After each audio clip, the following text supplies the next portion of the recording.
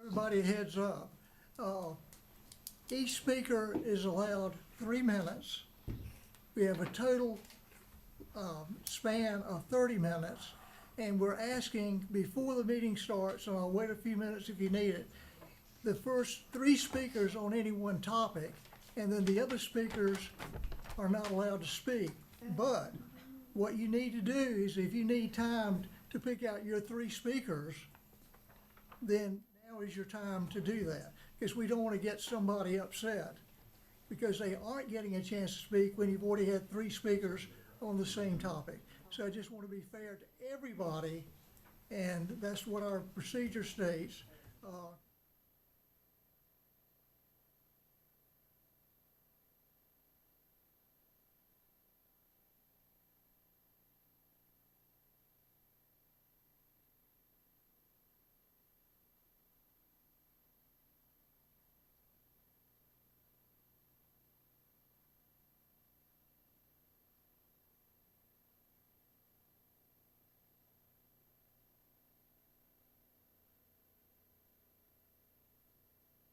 Thanks for tuning in. If you're watching on YouTube, be sure to hit the subscribe button to stay up to date on all our latest video content. If you're watching on LocalGov TV, be sure to visit their website to see all of the content made for you by your local governments. Alamance County is pleased to present the Alamance County Commissioners Meeting. We're not limited to 3 on the same topic anymore.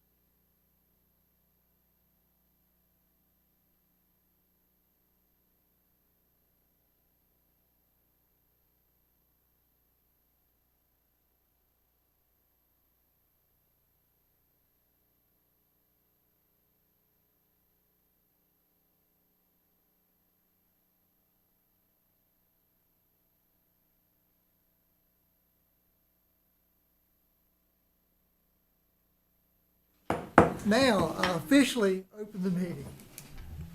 Ms. Thompson, you have the honor. I do. Everybody, if you will, just bow your head for a second. I'm going to ask the invocation. Heavenly Father, I'm so glad to be here, and I'm so glad everyone else is here too. This is a free country, and you have the right to freedom of speech. May we never forget that. Be with us. Put your hands on this meeting tonight, Lord, that we will have patience and calm and discernment and strong leadership to always do the right thing, your right thing. In your name I pray, amen. Amen. Let's stand and say the pledge allegiance to our flag. I pledge allegiance to the flag of the United States of America and to the republic for which it stands, one nation, under God, indivisible, with liberty and justice for all. Thank you. Next up is approval of the agenda, and Mr. Turner, I think you have a motion. Mr. Chairman, I move that we approve the agenda with the exception of adding the ABSS presentation to, prior to item 6A. I'll second.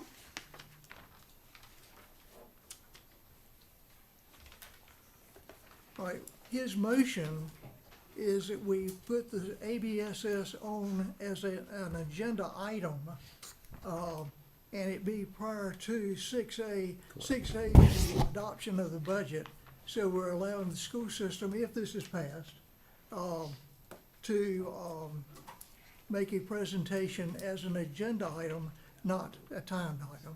Right, Okay, do we have a second? we I just, did. Pam did. A motion second, any comments? All in favor signify by saying aye. Aye. Any opposed? It's unanimous.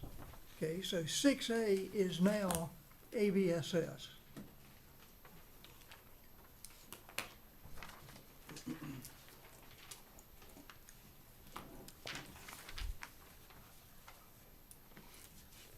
Now, do we have a vote on approval of the agenda subject to adding ABSS?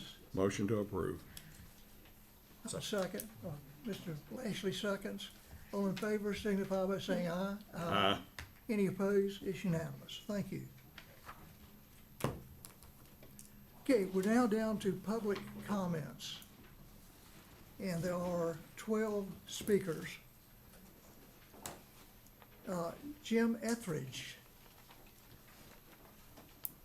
Hello, sir. Hi, how are you? Commissioners and members of the audience. I'm sorry, before your time starts, give your name and address, and if you're an Alamance County resident. Okay. I am Jim Etheridge and reside north of Elon. Thank you. I come to talk tonight about an issue regarding 4 entities, perhaps 5, municipalities, older communities such as the Cable Road community developed in the 1960s under different zoning ordinances, developers and you, the commissioners, and NC State Statute 160D, extraterritorial jurisdiction known as ETJs. ETJs have a unique feature that allows municipalities, zoning authority, and county governed areas, though property owners are not their constituents. Property owners pay taxes to the county, not the municipality, and our county constituents are represented by you. Currently, there are 10 municipalities and approximately 8,600 property owners under ETJ authority. You as a governing body had delegated much of your zoning authority to these entities as provided under Statute 160D. I believe the statute provides for this body to still govern and oversee zoning needs as they arise. Developers are, as an entity, impacted by ETJs. They own property and seek to develop it. Municipalities and developers work closely together to implement zoning requirements for the benefit of the municipality, the developer, and county. Look at the Cable Road community in the documents you were handled. It has existed for over 50 years, provided its own roads until NCDOT took over, maintains water and sewer, pays for other county services. There is currently no curb and guttering, sidewalks, parks, greenways, streetlights, etc. Streets are where children play, neighbors congregate, where we walk, and where some university students and athletes walk, run, and train. These are places where part of our happiness and safety provided for under the 14th Amendment of the U.S. Constitution occur. Look at the new development. There are 129 new residences. A road from it will intersect Cable Road, which is substandard by today's zoning requirements. Traffic volume will increase significantly in the older community, impacting safety and daily activities. 2 school buses have difficulty passing each other on Cable Road today.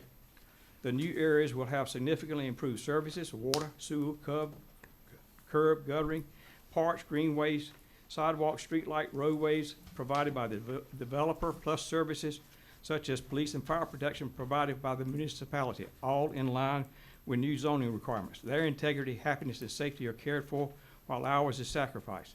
This community has been to 4 meetings regarding this development. Town leaders told us at the last meeting they were following state zoning regulations and restrictions. The developer was complying with current requirements. The community need to get over it, its opposition, because the current zoning laws provided for development much more impactful than proposed by this developer. Thus, I and others in this community ask you, the commissioners, to find an equitable and more reasonable solution for integration of these older communities into municipalities where they have some skin in the game. Perhaps municipalities need to make fair and reasonable accommodations for these and other items included in a reasonable time frame at a reasonable cost to these property owners. I ask you to represent us, the underrepresented in the municipalities, on these issues and consider how these needs can be met. Perhaps a county unified zoning plan is one way to achieve the representation and support we need. Thank you. And I gave you 15 seconds extra because I cut you off at the first. So you got a full 3 minutes that way. Thank you. Yeah, Ed Priola.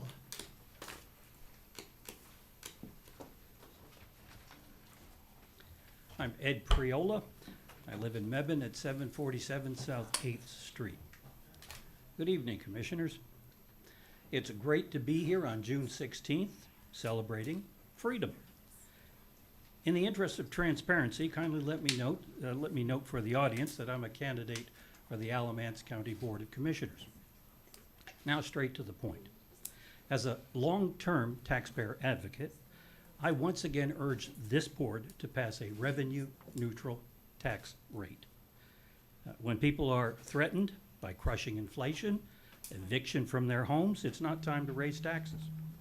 Your leadership on taxing and spending is essential, not only at the county level, but to keep the spending bloat at municipal politicians and bureaucrats in check. I urge the board to set an example by holding the line on taxes today and moving forward to establish a more programmatic approach to reducing spending. Mayor Talley of Graham and her city council recently set the right example by holding the line on tax increases. She and the council there are to be commended. On the other side, in stark contrast, the majority of politicians in Mebane and Burlington adopted a let the taxpayers eat cake mentality. Their priorities are building more pickleball courts and swimming pools. This is an opportunity to reject the let the taxpayers eat cake mindset and pass a revenue tax neutral budget. Thank you for your time. And thank you.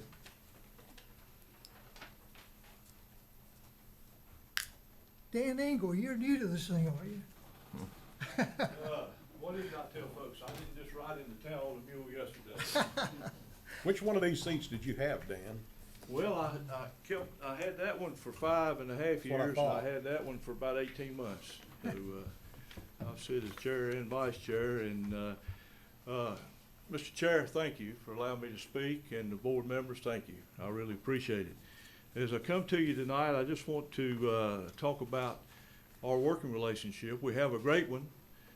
Thanks to Ms. Pam Thompson and myself years ago, we came up with the liaison deal for the school system. And Mr. Turner and Mr. Lashley, thank y'all for being at the meetings. We appreciate it. I think we've made great strides in our communication, and I want to continue in that endeavor. I really do. I mean that from my heart. And thank you. I know you're at just about every meeting, and I appreciate you being there. You know, when you look at when you look at our county, there's a lot going on. We're having growing pains right now, folks. You see houses and apartments going up everywhere. And with that comes a lot of responsibility. You know, when you look at the cost of just the things around the county, residential is the worst thing in the world in terms of paying taxes because of the service that are associated with it. Whether it be the school system or whether it be public safety, it costs as opposed to business and also farming land. So, you know, instead of getting ahead, what do? We kind of, you know, spin our wheels. Listen, you guys, I appreciate every one of you. I know what you're going through right now. I've been there, and the stress associated with it. But looking at that, unfortunately, you know, when we passed the bonds, the 2 bonds, the only problem that we had, we didn't pass the 3rd one. And if we'd have passed the 1/4 cent sales tax, folks, I wouldn't be standing here in front of you right now talking to you. Davidson County did it years ago, and they were able to build a new school, and they raised a big portion of the money from the quarter-cent sales tax that they had. So we came as close as we ever had 3 times. Maybe we need to look at that again, and all of us get involved and get this thing passed. But you're doing a great job. I know you've got tough decisions. Whatever you can do to help us, I'm gonna just say this, I would certainly appreciate it. I'm not gonna take a lot of time because I know there's a lot of folks want to speak tonight. But I do appreciate you, and I understand, and I'll leave it at that. Thank you very much. Thank you.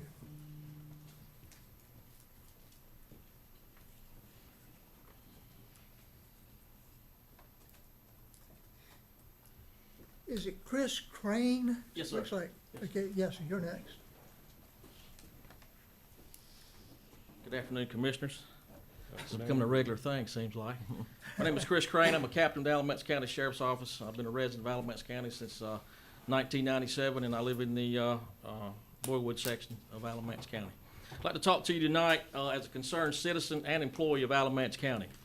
The important decision that you're going to make tonight will not only impact the present stakeholders of Alamance County, but those individuals that may decide to make Alamance County their home in the future. One thing I'd like to point out, since January of 2022, the Alamance County Sheriff's Office has experienced a total of 30 employee resignations. During exit interviews with these individuals, several things came to light. They were able to transfer to other law enforcement agencies who have more attractive compensation packages. Their benefits are better, period. One officer departed and went to another agency with a lower starting salary, but because of the price of our insurance, they have more money in their pocket every payday. That's something that needs to be looked at. We've lost several lateral entry candidates to surrounding agencies for much the same reason, more attractive employee benefits. Others are opting to depart from law enforcement profession altogether for various reasons. The perceived lack of public support for law enforcement tops the list, as many current officers, myself included, have witnessed others in the profession being sacrificed on the altar of public convenience to prop up a political agenda. We do not feel supported. They leave, we attempt to replace the best we can.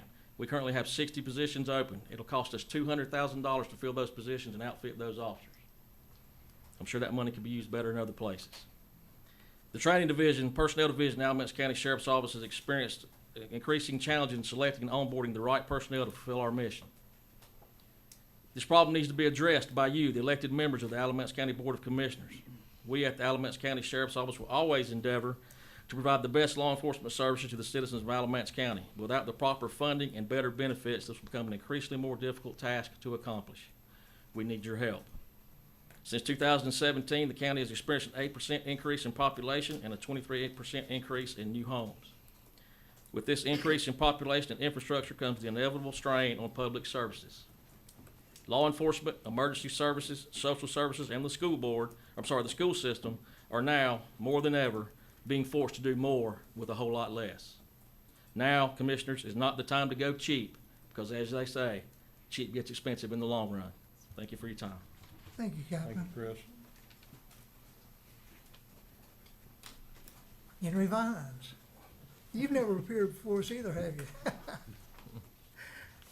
Those in radio land or whatever, camera land, both the previous chair of this board and so forth and Henry have been here many, many times. Thank you. Thank you, Chair. Paisley. My name is Henry Vines, and I live at 3450 Isaac Drive. Commissioners, I come to you tonight. I just got some concerns. I listened to the radio station this morning, and as Mr. Engel alluded to, the bond that was on in 2019, we, the citizens of this county, approved the county to spend $150 million in a bond, and it was approved. We also pushed very hard, myself included, to try and get the sales tax to fund this, and it failed. So evidently, it comes back, if you want it, you got to pay for it. And that led to a property tax increase. At that time, when this was introduced, this 8 cent that was approved, Commissioner Carter was the only one of y'all that was on that board at the time. It only passed 3-2. because two commissioners said that this was just too much that was being asked for. And we didn't even have a bill at the time. And we paid, and I say we, the citizens of this county paid that 8 cents for the last 4 years and have created a lot of money that's went into these various funds, ABS, ACC, and the county. When this was figured back in 2019, a penny was only worth $1.2 million, which comes to about 6.78 million. At that time, that wasn't even enough really to pay the bond because of the projected amount of money that was going to be. It was concerns. I sat there and spoke out against this. How in the world are we going to do this? Well, ABS agreed to allow some of their lottery monies to go in to pay this. But as time went on, even with the projections that the county manager had made at the time, in 7 years it'd be worth $8.5 million. Well, no one realized and understood that what was going to happen. Now, with the reval, we're looking at an amount of $14.1 million of revenue that could come in off of the 5.65 cent that's appropriated to ABSS. That's not what this is ever intended to be, a funding source. It was to pay the bond and the debt, and was supposed to help reduce that amount of money that we would have to borrow on that bond. But that hasn't happened. All that's happened is every time some money gets in there, it gets spent. I ask you to keep the revenue neutral in place and do what we need to do to make that happen. Thank you, sir. Thank you. Ryan Bowden.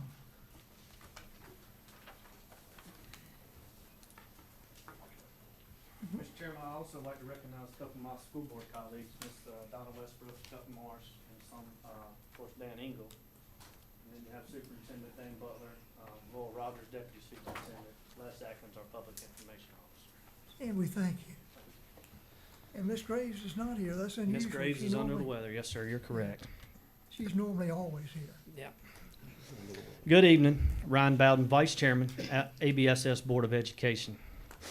Recently, ABSS made a difficult decision to cut $7 million from our central services budget with the intention of prioritizing the needs within our district. These priorities were clearly expressed. Our goal was simple: safety of our student athletes and to ensure we have the resources to attract and retain talented educators and coaches across this district. However, despite our efforts, we find ourselves once again facing a burden of further cuts imposed by you. Please understand something. I'm not here asking for a handout or more money, as some may think. I'm here requesting that ABSS be properly funded in a safe and reasonable manner. You are proposing a budget for ABSS that doesn't even reflect the current inflation. Currently, with 3 leaking roofs across our district, these cuts will be putting us in a very challenging situation. Throughout this year, this board and superintendent have been fully transparent with our plans about finances. Transparency is the key, and our approach will not change. We have made considerable cuts within central services, opting not to hire replacements and redistributing those responsibilities. Let me be very clear. Making additional reductions and especially not funding the continuation budget will jeopardize the quality of education our children receive. It's disheartening to know that decisions impacting the futures of thousands of students are being made based on the preferences of a select few. Commissioners, we can put lipstick on the pig however we like to. You can call it reallocation, reassign, resizing, or whatever other fancy name you want to come up with. But at the end of the day, money is being taken away from the school system. Commissioners, it's past time we start valuing education in this county. And while I'm standing here, it's past time we start valuing public safety and all of our employees of this county. We should be striving to make this county a bedrock, not a stepping stone. Commissioners, I respectfully ask that you give ABSS a budget that is safe and reasonable. Heck, just give us a budget that reflects current inflation and we'll take care of the rest. Thank you all. And thank you, sir. Ann Jones. Thank you. Good afternoon. My name is Ann Jones. I live at 605 Washington Street in Graham, North Carolina. Last month, I was here before you, distinguished gentlemen and distinguished ladies, to speak about the budget, the surplus for our school students. And I would like to thank your efforts because I asked you not to put it forth to a new courthouse, and you did not do that. Thank you. So I appreciate that part, but we still have something that's very important, and that money was allocated to be spent on our school children, on our school board, on our school systems, and we really need it. I have 2 grandchildren that are in the school system that attend E.M. Holt, and they have teachers that make them books. They make little books for them to read and bring home. Not books from the library, but that teacher takes time to make those books for every one of the students in her class, so they know how to read. So they have addition worksheets that they print out and send home. And I'm so proud of them and everything that they've accomplished. But I ask you to step back a minute and remember that you had a favorite teacher or a teacher that inspired you in some way. I did. My teacher was Mrs. Wright from Broadview Middle School. And she always wore her hair back in a bun, a dress, high heels, but she carried around this yardstick, and she would pound the table to let you know to pay attention. She wanted us to have fun, but she also wanted us to have discipline in our studies so that we understood stuff. And each one of us were her children. So if we had something in intramural games that was going on and she didn't agree with the coach, she would take off her high heels and make a stance to that coach or any other teacher or a principal to stand up for her children in her classroom.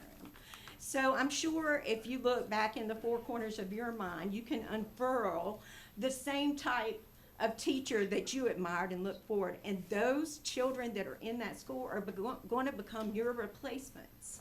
They're going to replace a sheriff. They're going to replace our mayor. So I'm asking you to please keep those funds in our school system and be the leaders that we think that you are. We put you in office for a reason. So please make sure that these kids have what they need and don't just slide past them. And I'm willing to take that stance today, and I'm willing, in honor of Mrs. Wright, to take off my high heels and tell you to leave that money where it needs to be in our school system. Thank you. Thank you. Okay, Ebony Penix. My name is Ebony Penix. I'm in Green Level, Alamance County, of course. I'm here as a concerned parent. I have 2 small children. In the beginning of the school year, last year, one child went to Pleasant Grove and the other child went to South Mebane because of construction. It was really difficult for my kids. My son, when he started school, he started during COVID, so kindergarten was on the computer screen. And my daughter, she had been in school before, so it was a little easier for her, but when they split them up and the buses were split up, my son actually would go to sleep on the bus sometime, and the bus driver would have to come back around and bring my son back home. So my concern is basically when we vote on something, because I remember in 2020, I think we voted on some school monies, and when we vote on something, I want to know that it's going to stay there. I don't want to have to worry about it being moved, and honestly, I didn't know anything about any money being reallocated. And I may not know in the future because I'm busy being a mom. I don't always have time to keep up with this type of stuff, but I would like to know that if we're told that money is going to be doing one thing, I would like for it to do that. I would like to be able to trust you guys and know that when you say it's going to be here, it's going to stay there, especially if I put my vote on it and my vote is supposed to count.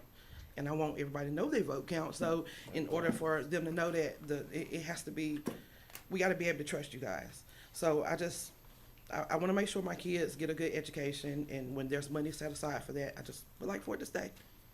That's all. Thank you. Thank you. Tiffany Smith. You guys all grouped together. Good evening. My name is Tiffany Smith, and I live on Tangle Ridge Trail in Alamance County. I'm here to express my desire for the county commissioners to find the money somewhere else. I spoke at the June 5th meeting. I felt that you all were listening, yet I'm not sure you heard me, so let me reiterate. I have 3 children that attend the Alamance Burlington school system, a rising junior, a rising second grader, and a rising first grader. Every child and educator deserves to walk into a school building with adequate HVAC systems, supplies, and buildings that have been maintained. That has not been the case for my children. My rising junior has asthma, and on many occasions pleaded with his teacher to at least bring a fan into the classroom. The request was denied, and the teacher only offered to open a window. Why are we only providing open windows that circulate hot air and allow pollen to enter the building? It is 2023, not the 1800s. Right now, our schools already have a list of $17 million in necessary repairs, $7.5 million in reductions and eliminations to programs and positions that the Board of Education needs to cut by 2024 to afford priority items. How are we funding anything other than education at this point? I understand your desire for revenue neutral budget, yet I don't agree that the children should sacrifice basic needs for you to obtain that. The funds you want to utilize belong to the children. In closing, I would like to say, hands off our reserve fund, hands off our debt service fund, hands off any fund that threatens our children's education. Find the money somewhere else. Thank you for your time. And we thank you. Bryant Crisp?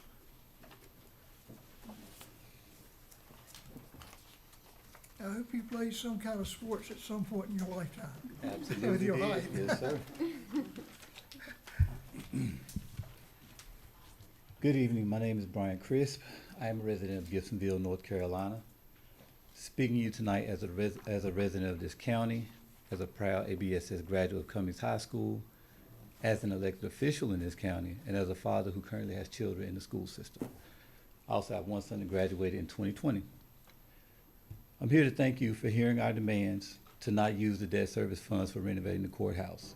However, I would like to add that we would also like each commissioner to go on record and say these funds will not be taken later or at any other time for any purpose other than education. I work as an organizer, which means my day-to-day job is to talk to people in the community and find out what their problems are, help them organize, enable them to fix the issue. We canvassed this entire county starting last summer up until now, and we heard 3 major themes: education, healthcare, and housing. And after we did our analysis, we determined that education was the largest issue our county was concerned about. It was about 66% of the responses. I can personally attest to seeing a lot of the problems facing this school system. At my children's school, a lot of classes don't have books or materials. One of my son's classes was in a trailer that is falling apart. It's hot in the spring and summer and cold in the winter. My other kids' classes have books, but they're not allowed to take them home. So as a parent, how do I help my child do their homework? Other schools have leaky roofs, dangerous stairs, HVAC not working, unusable athletic fields, many other issues. We can't ask why our kids are in the streets when they aren't provided with what's necessary to keep them out of the streets. I have friends who are teachers who spend a good percentage of the below average wage they earn to make up the shortfall they have in their classrooms. They do it because they care. But this is nothing new. We all know that ABSS has been failing our children for many years. And it's a slap in the face to the teachers that work hard every day and pour their souls into their profession that we can't, or should I say won't, fully fund our schools. Children do the best they can with the limited resources and help they receive. I watched the June 13th work session, and there are many services and programs mentioned as being necessary. And it's true, programs like Family Justice Center, JCPC Crossroads, social workers with DSS, I had an aunt who worked there, All these programs are necessary, and law enforcement is necessary. But maybe if we fully invest in our children, we won't need these programs on such a large scale. Show me your budget, and I'll show you what your priorities are. Thousands have been spent to protect a monument a few feet from here better than we protect our children and their educations. This county's priority should be our children. It will go a long way to fixing a lot of the problems faced in this county. We don't need bigger jails or more officers. We need more school funding, more books, and more investment in our children. Thank you very much. Thank you. Tamika Harvey.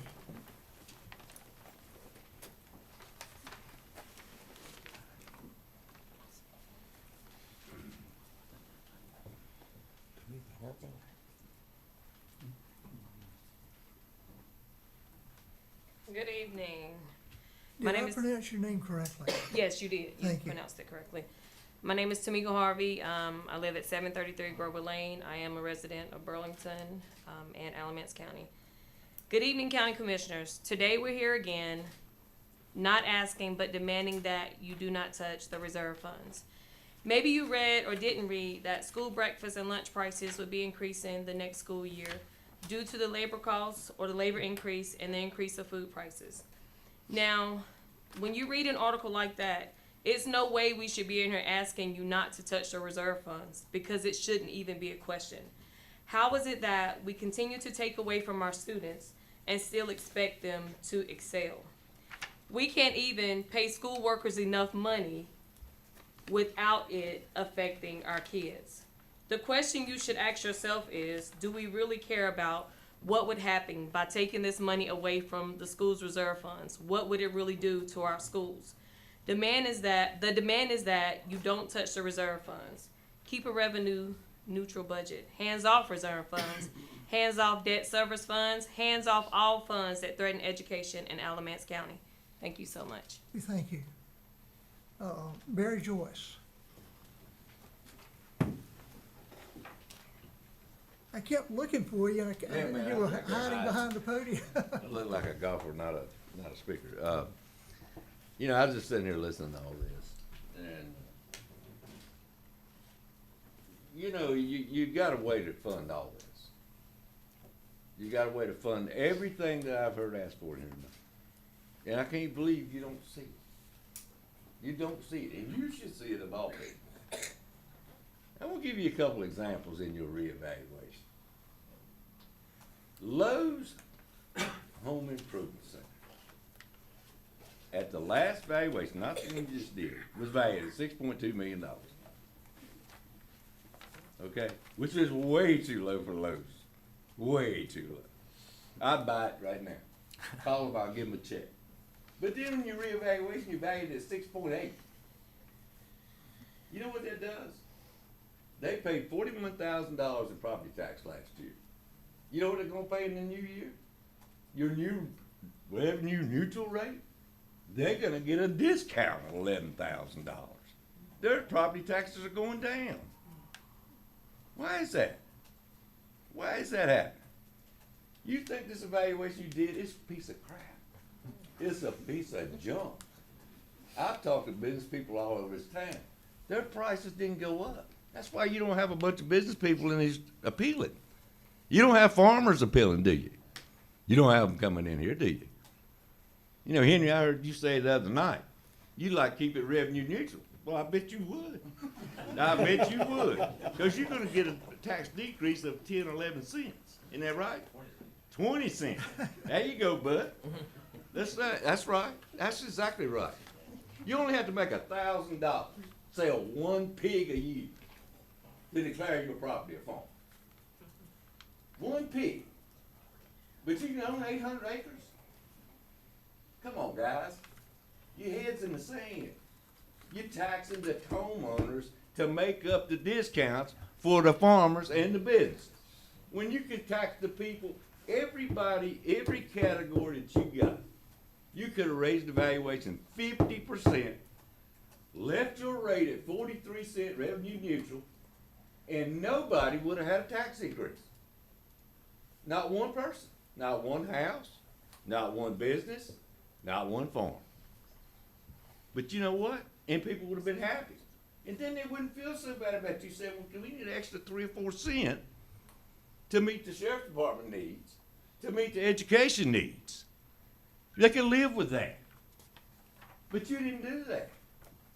There's no way that you could sit here and tell me that Lowe's, a billion dollar company, should get that's made a killing off this pandemic, should get $11,000 or 25 or 30% discount in their property taxes? How is that? Who did these commercial rates? Obviously, nobody that knew anything about commercial appraisal. Thank you, Mr. Okay? Fritz. Thank you. And I'd like you to continue this budget until you get this investigated, because it's wrong. If these are all the public speakers,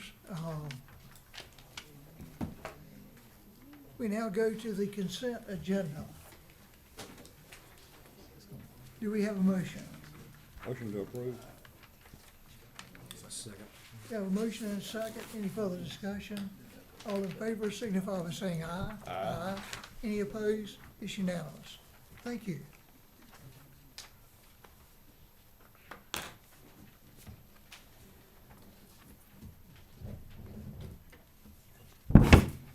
Next item is the ABSS and Dr. Butler. Oh, let me make one announcement. We do have, at the end of this meeting, county commissioners can and may likely respond to your comments. So I would encourage you not to rush out.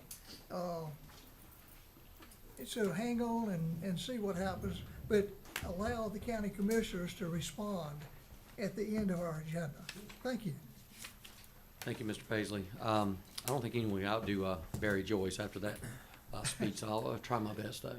I appreciate a few minutes of your time on the agenda, not public comment. I'm asking for you guys to reconsider an allocation of our continuation budget of $867,930. I'm appreciative of what you guys have done for us. I think you're well aware that my administration is new. I'm just finishing up year one, and most of my board members are pretty new as well. I inherited a fund balance of about $2.9 million, which is very unhealthy.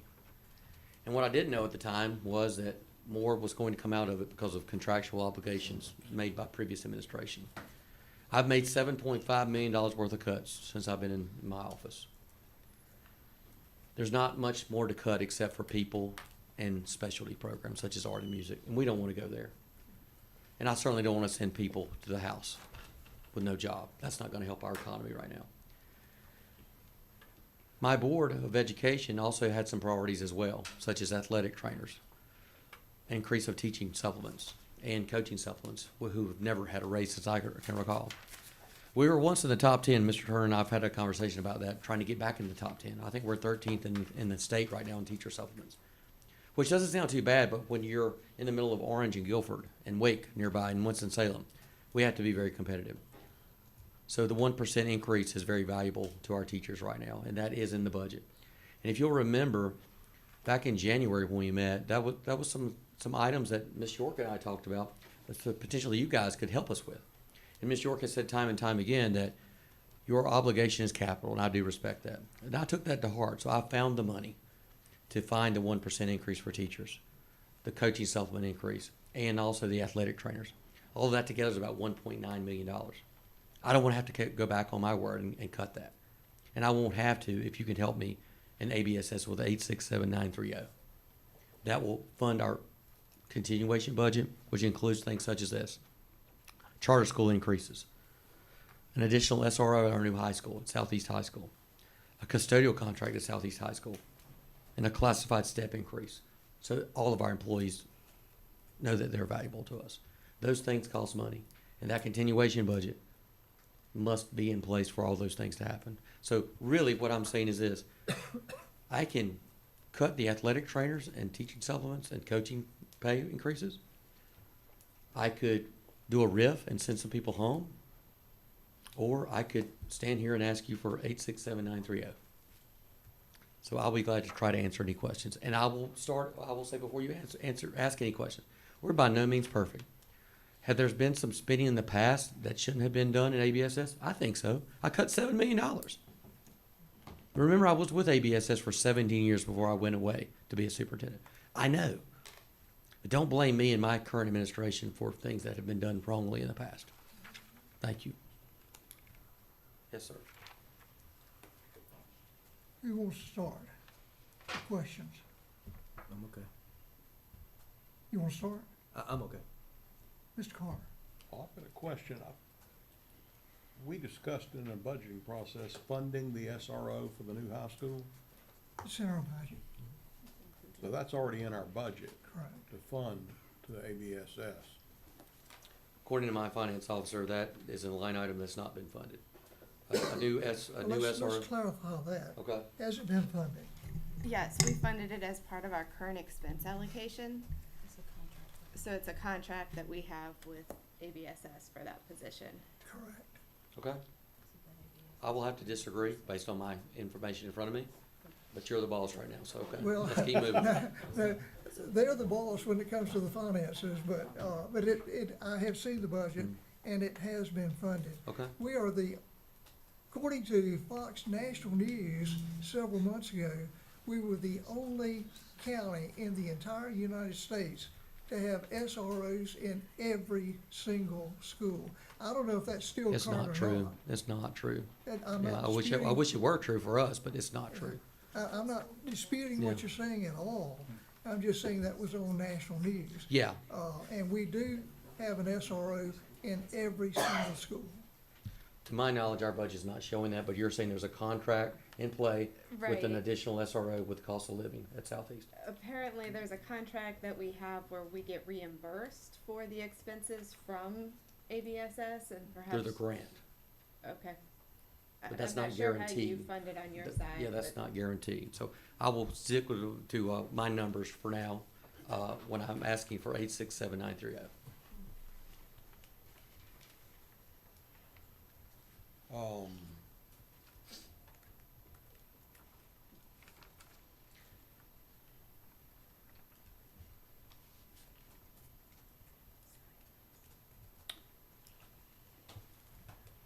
In our earlier conversation, you were explaining how you got to this point because back on May the 22nd, you proposed or presented $7,600,000 in cuts. And let me tell you, Dr. Butler, from a $46.8 million budget to cut 16% going forward from what you have described as excess in your budget is a wonderful thing for the citizens of Alamance County.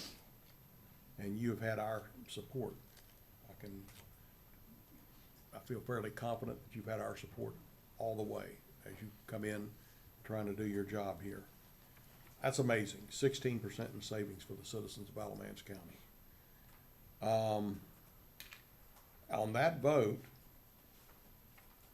you proposed to use those savings, or your finance officer, Les, I believe it was, proposed in a video I was watching, to use the $7.6 million in savings to fund the $867,000. Right. And the $1,995,000, which totals to $2 million. Got it here someplace. Are you looking at our slides? from Right. the- $2,800,000. 2.8, roughly 2.9 million, and put 4.7 million In our into fund balance. savings. Yeah. Now the problem that you've encountered, from what I understand, is that there has been a significant shift, and you might want to explain to the rest of the board what has happened here. Been a significant shift in what is in your fund balance. I know that your auditors recommend an 8% fund balance, I believe you said. Somewhere between 5 and 10%. Right. As of today, we're at 1.2 million. The state and the county don't require it. Correct. The county maintains a fund balance. county maintains a fund balance for all of the county. Mhm. It's available for us to use for single expenses, not budgetary expenses, they're gonna be ongoing, but single expenses on an annual basis for the whole county. Sheriff's Department, if they need something, ABSS, DSS, Health Department, whatever. I applaud taking excess funds out of your operations and building a fund balance for the school systems. That's a good idea. It's not required. So, just getting to where we are in the discussions. So, the fact that your fund balance has wavered by about $2 million apparently, is gonna put you in a position of having less than, I think you said less than $1 million in your fund balance? 1.2. 1.2 But I'd million. like to explain that $2 million from many months ago to Right, now. and I was gonna go there, but Okay. I'll let you do it, No. because you've got more detail than I have. No, I won't go into great detail, but we gotta stop spending money and the bills that keep coming in. Right. And the contracts are legally responsible for until June 30th. And after that, we'll be kind of free of those. Some. And I don't place the burden on the board or you. I place the burden of that information on your finance officer. I mean, if I had as a banker, if I had a CFO come to me and lose $2 million or not know where it was or when it was gonna hit their balance sheet, they'd be having a problem. You do understand that's not my current finance I officer? understand. Okay, I just do for the understand record, that, that yes. she is the one that helped uncover this. Mhm. So my team is strong. Right.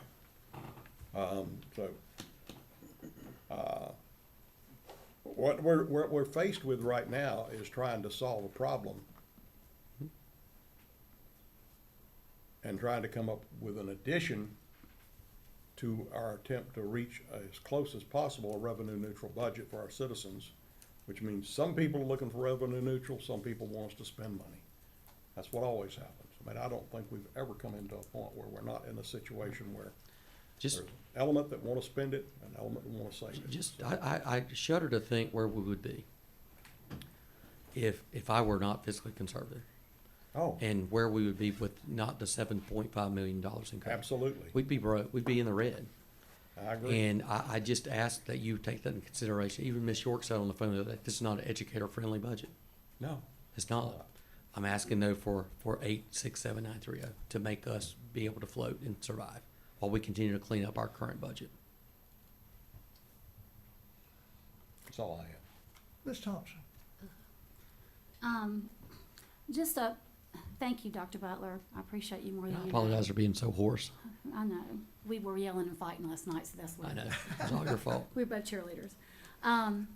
I just remember when my middle daughter, who is a school teacher now, was in her senior year at Williams, and that big storm come up on the track field, and they had this giant tent, and the pole come up and hit her right in the back of the head.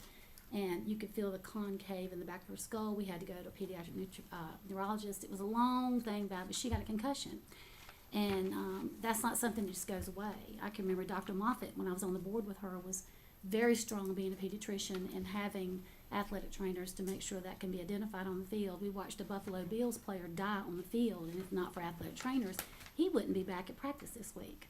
It's absolutely amazing. And the good Lord spared him. And I think about supplements for our teachers, and I think about all the incentives we give these giant industries to come in here, because that's just part of it.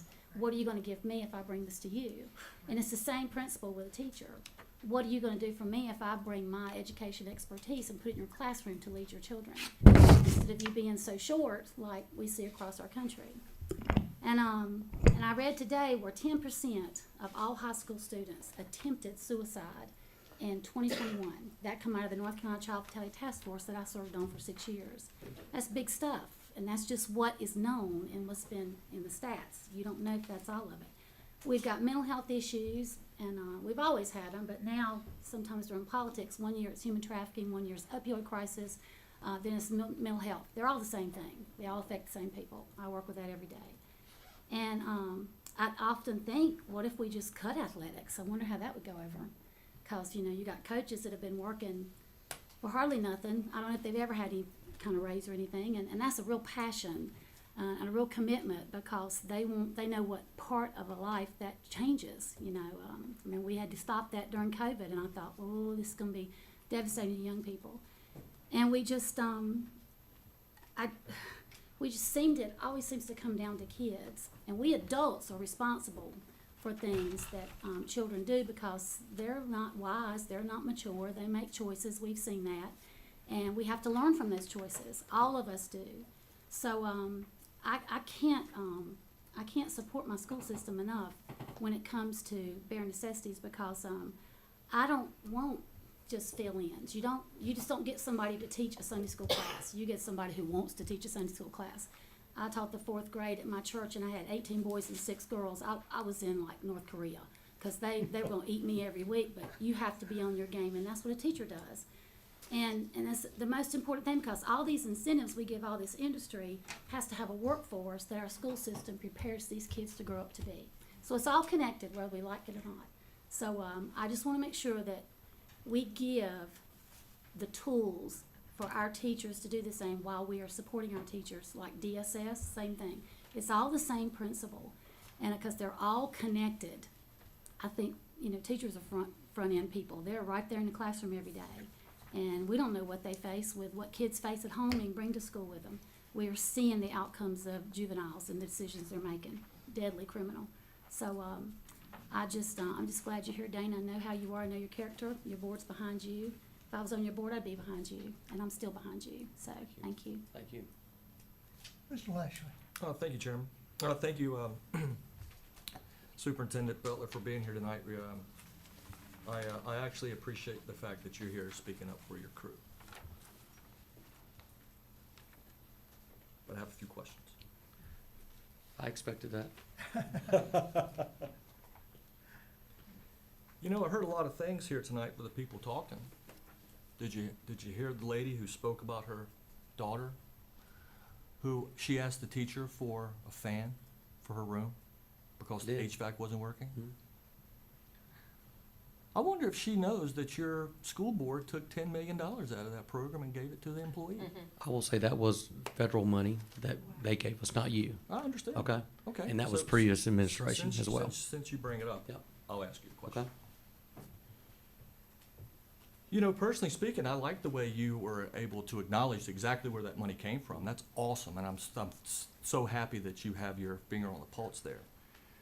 You know, to be honest with you, Dr. Butler, I would like to request some things. Okay. I would like to request bullet points of any and all raises that ABSS has handed out and received from any and all employees from March 2020 until present. Okay. And I'd also like to know what the funding source was. And you just gave me one, which is perfect. That's exactly the kind of information I'd like to see. We're an open book, whatever you want. And I do appreciate it. Yep. And that's what I respect you for. Sure. It's because you are an open book, and I appreciate you being honest with me. Thank you for that. I guess the question I wanted to ask you is your presentation, concerning your presentation. Your presentation in it had, correct me if I'm wrong, had multiple cuts in it. Are you referring to the $7.5 million? I see teacher allotments. You're going to move some teachers around. There's some things you're going to do. Those are positions Right. that really are over allotted, in my opinion. Okay. Yeah. So we're making our class size a little bit bigger, so we have enough money to survive. Okay, but I'm just pointing it out that your presentation also had cuts in it for staff. Correct. Okay, so. I'm not following you. What I'm saying is if you had cuts in it for your staff, then why are you putting it on the county commissioners that if we don't give you the proper money, that you're gonna have to cut staff anyway? Even You've more, already even more, said even more, that you're gonna have even to cut. more, Okay. even more. And I appreciate that. Okay, thank you. I appreciate that. And I also appreciate the fact that you told us about your fund balance. Mhm. I really appreciate that. not pretty. Oh, it's not pretty at all. Not like 42 million. No. No. But we have a lot to take care You of. do. We have a lot. That's a big number. Yeah. And there's a lot of hard work went into saving that Absolutely. money. That's what I'm trying to do too. Yeah. Hope you see that from Absolutely. our relationship this past year. Good, Absolutely. good. I completely do see it. But that's really the only questions that I actually had. I just wanted to sort of compare that your presentation had cuts in it as well, but you're telling me that those cuts are just could be Those cuts are minimal. already accounted for. compared? So based on the decision tonight, we'll decide if I have to make more cuts. Again, it could be athletic trainers, coaching supplements, teaching increases in supplements. That's one pot. It could be a RIF, reduction in force, who's left from the original allotment reduction. Or it could be that you agree to give us 867930. So it's gonna be people who are already in place, not the allotment reduction that we've already done. We could look at music and arts, things that are not reading and math, because I can't cut that. So all the frivolous stuff, if you wanna call it that maybe you guys don't think we need. Well, I was just under the assumption that the state of North Carolina provided teacher pay for you. Provided what? Teachers' pay. They do. Their allotment, we're given an allotment. And what I'm trying to say, and to being transparent, is in the past, we were over allotting ourselves. We're putting that in our budget. We shouldn't have been doing it. Okay. That's why we're broke. I'm trying to fix that. Sure. But I can't do it in one day or 1 month or 1 year. Completely And this understand. 867930 is killing me. Thank you for your time. Thank you. I really do appreciate it. Thank you, Chairman. Public safety, you do acknowledge that we're providing an SRO for every school. You are. Thank you. Leaky roofs. My wife, as you well know, taught for 42 years. And I cannot remember a year that Alamance County School Systems, one, were given money to repair roofs and they still have buckets catching water.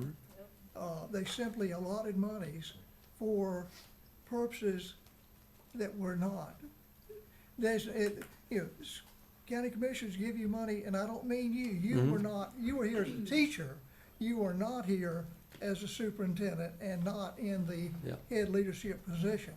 But county commissioners have continually given the school system money to repair roofs, and it simply never. It got shifted to other purposes. I hope you're going to correct that issue. Well, two things. You've not seen me do that yet, correct? Correct. And I don't plan on it. Thank you. Thank you. That's the answer I like to Okay. hear. The lady talked about her children not being allowed to take books home. Why not? If we don't have enough books for every class that comes through that cycle, it's a risk, and we don't have the money to replace them. All right, the bonuses. Some schools do send them home, but it depends on, again, that's not equitable spending. If one school has the books and another doesn't. Mr. Lashley mentioned bonuses Mhm. and mentioned the tune of roughly $10 million. That money had already been appropriated by you guys out of the URSA money. County gets ARP money.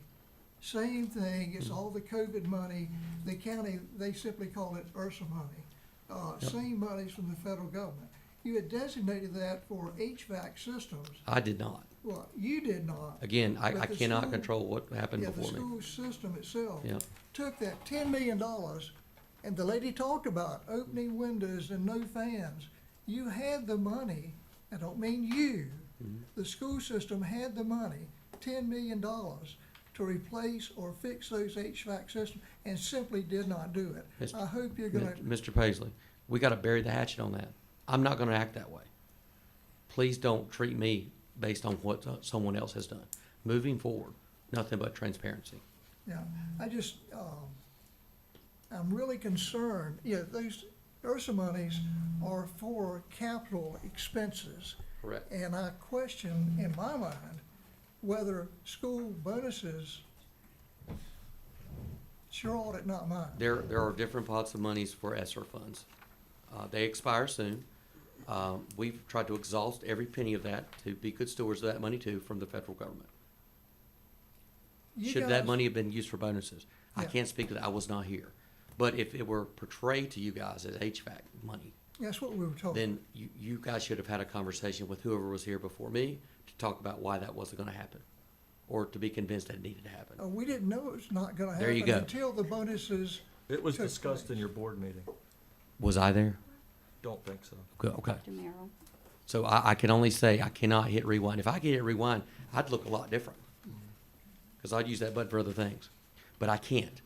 So we gotta, again, bury the hatchet. I'm here now, trying to work with you very closely and be very transparent about the good, bad, and ugly, just like I am with the community, about public schools. Well, I just wanted the lady to know that there had been the monies there and it was reappropriated to other functions. Yeah, absolutely. Should not have happened. You folks have a public information officer. We do. We, the county, don't have that position because we can't finance it without dramatically going up on the county taxpayers' cost. So that's why we don't have that position. We would love to have it. I've asked for it every year I've been on this board, and it's still not funded. Well, I think we could all pick apart our total budget. I think we want to do that tonight, though.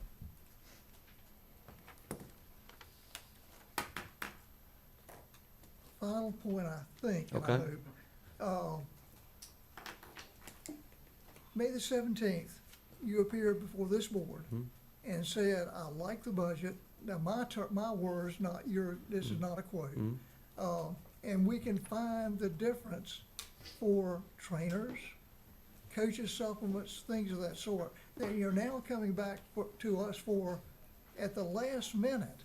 We've been through 3 work sessions, 2 county commissioner meetings, a public hearing, and now at the last second, you folks come back in and ask for almost $9 million. 900,000. I'm sorry, That number was not known to me. 869,000, whatever. And I was correct. We did find the money for athletic trainers and coaches and teaching supplements. But this, I can't find that without making the cuts. Could I do it? Yeah. I'm asking tonight though to not make me do that. Don't make me riff people Yeah. or Dr. cut Butler, athletic trainers. The thing I am really concerned about is coming in at the last minute and asking for us, not for $1 million, I agree, between 8 and 900,000. 867-930. Thank you. At the last minute, and then your board members and public relations individual going on the radio this morning and saying, everybody, hey, we've got a problem at the last second, and now at our last meeting in June, you want to make us look bad for what happened by prior administration, not a prior superintendent, because they misappropriated monies. I've done nothing but praise you guys tonight. And whether it's the last night or the first night, the money's not there and I need it. And that's all I can do is plead to you. And the radio station this morning, it is what it is. Everyone has a right to do that. Oh, clearly. Yeah. I believe in the Second Amendment. Yeah. I believe in the First Amendment. Sorry about that. I believe in the First Amendment. At the same time, I just thought that was a little low shot. Well, I wasn't there. I don't know what was said. I don't think this is last minute. I really don't. I think some comments recently has caused a lot of urgency and tension. And you know who Henry Clay is in history? Henry Clay, the great compromiser. That's what I'm trying to do tonight. I'm trying to mend some fences and get what I need to move forward. That's all. Just a comment, Mr. Chairman, if I may. Please.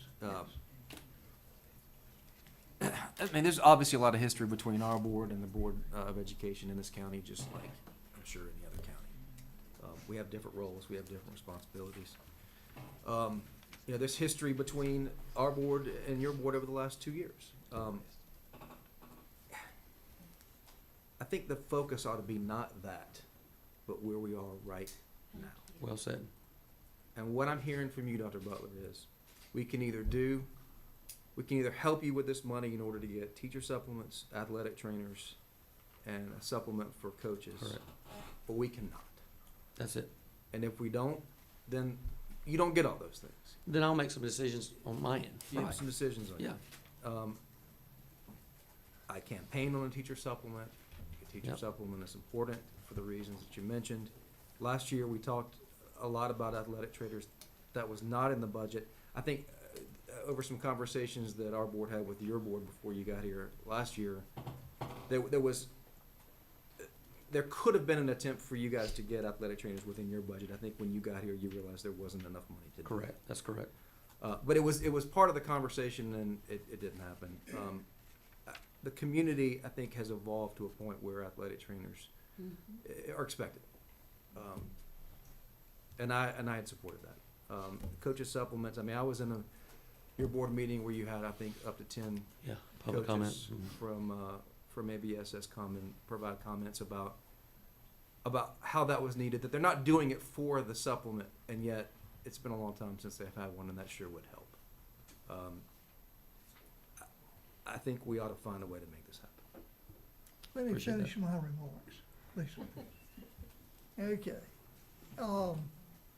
What happened between May 17th, when you were happy with our budget, and today? What happened? This number has come forth to me, that I realize that we don't have it. We're still paying bills. No, what happened between May 17th, when you said you were happy with our proposed budget? Do you have that recorded? I said I'm happy. We do have. I've got some recordings too, about matching my teaching supplements. You want me to play those? Ms. York? Matching your Should Yeah. we? Each one of you sat in my office and said that to me. And said I'd match your Mhm. teacher. If I could come up with 1%, would you match it? Yeah, I could do that. You asked me if. I did. I sure did. 1%. I did. We even talked about 2%.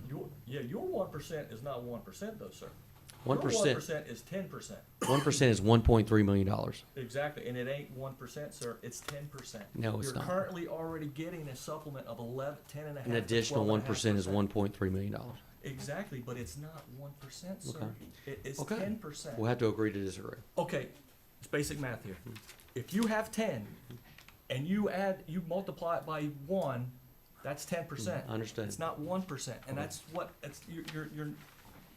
you're making it a little bit difficult when you say the 1%, because you lead people to believe that that's only 1% when it's actually 10%. You're already paying them 10.5 to 12.5 as a supplement. That comes to my next question. Have you had any contact whatsoever with our state representatives? Because you do realize that there's talk in the Senate side and the state side and the House side about increases to teacher pay. But nothing has happened yet. But it's been talked about. When's the last time you heard 5 and 7.5 and 11% increase in teacher pay? I've also heard 0.2. Yeah, well, now I've also heard the governor say 18. So they're Yeah, all I mean, over exactly, the place. exactly. They're all over the place. So that's why I'm asking you, sir. Yeah. That is something that is a little bit of a misnomer right now, because you don't know, I don't know, I've asked, but we don't have a concrete number of a number that your teachers are going to get an increase in salary. Understood. Can we just say, for argument's sake, that it's 5%? I wouldn't be comfortable saying that. I don't know. I don't either. Would you agree, though, But it that has I to make have to sense. try, It I have to makes try to be competitive with our neighboring counties? I have to try. Sure. That's what I'm And doing. I think that the teacher supplement is pitting counties against each other. I think that all that pay from the teachers should come from the state and leave us out of it. I don't disagree, but that's not the way it is, so I have to agree. play the game. I agree. So- So that's what my question is. Since we don't know this arbitrary number, we know it's coming. We just don't know what it is. Have you sort of palled around the number with your staff about what you're hearing from state reps, what Yeah. you're sort of like, you gotta make an assumption in your in our Yeah, business. we're going, honestly, we're going with 3%. 3%? 3%. Okay, so that 3%, Mhm. I'm just gonna take that 3%, I think it'll be higher. I hope you're right. Maybe we can have lunch on it. one Maybe day. I'm a pessimist. I don't know. No, it's all good, I appreciate it. But you know, that 3%, use your 3%, is automatically gonna roll down to Alamance County, 0.3 increase for teacher supplement. Okay. That's not quite your 1% that you're looking for, but that's an automatic increase because that's the way it flows. If teachers get paid more money, automatically comes to their. I'm up here asking for money, so I'm going to rest my case. Yes, sir. Thank you. If I said I was happy, I must have been that night. But right now, I'm seeing the cuts that we're going to be forced with, and also our fund balance. We had a conversation. I'll admit it. Our fund balance is deathly low, and I need help until I get it back to where it needs to be. I'm not trying to get a $10 million fund balance. There's no need for that. But we've got to have about $5 million in there for whatever happens, or I'm going to be standing here every month. Ms. York, do you have anything that you would like to inquire or ask? I do not. I just had some clarification if there were questions about either what was in the manager's recommended budget or what was presented by the superintendent on May 22nd in terms of his savings and needs. Was that to me or them? That was the. Okay. And I don't know, it was the budget that we had before us, and as we replayed earlier today, his comments were that he could make it work that he would, he had ways of moving monies around and this and that and whatever, and would cover, things like trainers and so forth. And that's what we have on, that you played back today on tapes. So, I think what Dr. Butler's saying is that's what he's already done, tried to do. Correct. I mean, we are what we are. Yeah. Either we get those three things or we don't. Heidi, do you have any, Susan, do you have any suggestions how we can make this work for him? I do not have a revenue source that I could recommend of that magnitude without changing your property tax rate. What about, well, he's thinking, Well, what I tax don't rate need that would much you time. propose we have? 44. what was that question, sir? See, what tax rate is he proposing that we, I don't have a vote, but you're asking me 44. Not 43, but 44. that's what I asked. I have floated up an idea in a couple of conversations, and we have about 165,000 in excess at a 43 budget, 43-cent rate. Correct. If you apply that 165 to the 867, and I'm just rounding to 100,000, at least $702,000. Now, we talked about taking a look at our projection for sales tax. And I know that there's a reason we don't run the sales tax as high as municipalities do, and I've asked Ms. York to discuss that with us tonight and make sure we understand why our sales tax projections are lower. Ms. Sure. York? Susan, feel free to step Susan, in, whichever either one. one. So counties are part of the Medicaid hold harmless, where part of our sales tax is retained by the state for that. And so municipalities don't receive that same, they don't have that agreement for the hold harmless. So theirs are slightly higher. I will say too, that for the past, 3 to 4 months, our sales tax numbers have not met our budget target. We've come in short consistently, so that has not been a funding source that I'd recommend tapping for these recurring needs. I don't know if you have anything else to add on that. Is the penny still 2.5 million? Correct. Not yet. Is it going to be? I certainly hope so. Yes. Or I'll go being a pessimist again. So we projected a 7% increase in the sales tax rate. And a 1% adjustment in the sales tax rate, now I don't have my numbers in front of me tonight, I'm afraid. I think it was about 222. Yeah, Is that I think close? what we put in the budget is 7.7% increase Okay. from current year to next year. And a 1% increase, a 1% variance is about 220 something, I believe. 324. Beg your pardon? 324,000. That's right, when you add all three columns, that's three sources.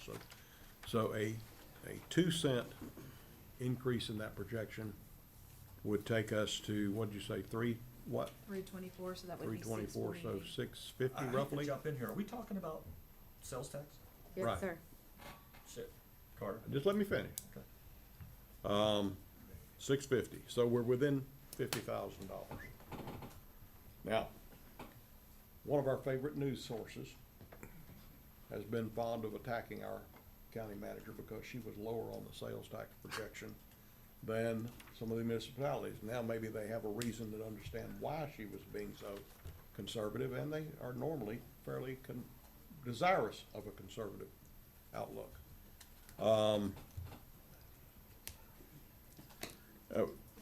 Just an option.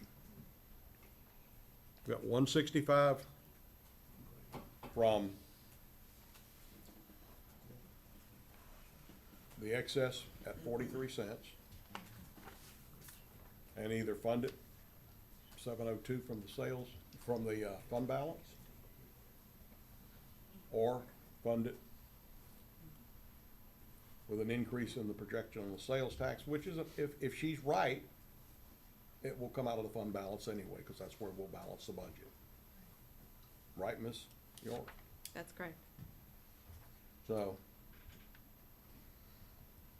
just an idea. which means that if the sales tax do in fact what we're projecting, we take a major hit in our fund balance. Not a major hit. Substantial hit. You like that better? When we're at 40, I think what? it's just very dangerous. I think We're their at fund 20, we're at balance is very 22% of our dangerous. target, or we're 22% of our target's 20%, we're at 22. Now, the bad news in our fund balance is that the last two major additions to our fund balance came from ARP funds. That's where we did a yeoman's job of reimbursing ourselves for for COVID-related expenses that enabled us to put this money in the fund balance. So that accelerated our process of getting us where we are right now. And that where we are is not where we really probably need to be. Because we don't know what's coming down the pike from one day to the next any more than anybody else does.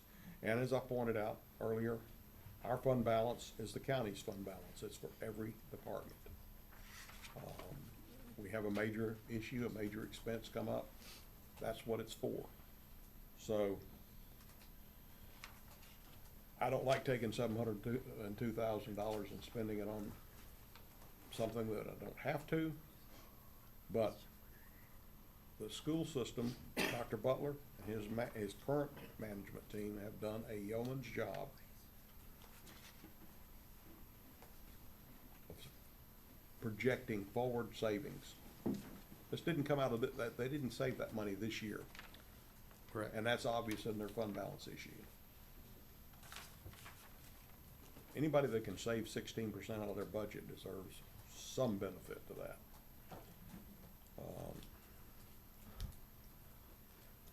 Just an idea. As to our county fund balance, I was a commissioner in 2014. And that commission, and I'd only been on it for 1 year, I replaced another commissioner for a 1 year period. We got letters, I personally got letters from the state of North Carolina because our budget was down to, reserve down to 8%. And they were coming in to take over Alamance County. They will take over our entire system at this point and tell us how to project and not spend. We've now increased that to 21. 22. Is it 21 or 22? 22. All right, 22. The state is requesting that we have 25, which is still not a lot. So unlike the school system, you guys run out of money, you come to us. I'm trying not We to. have, I understand. I'm trying not to. Yeah, we have nobody to go to other than the taxpayers. Right. So, yeah, our 22 sounds like a lot, but it really is not.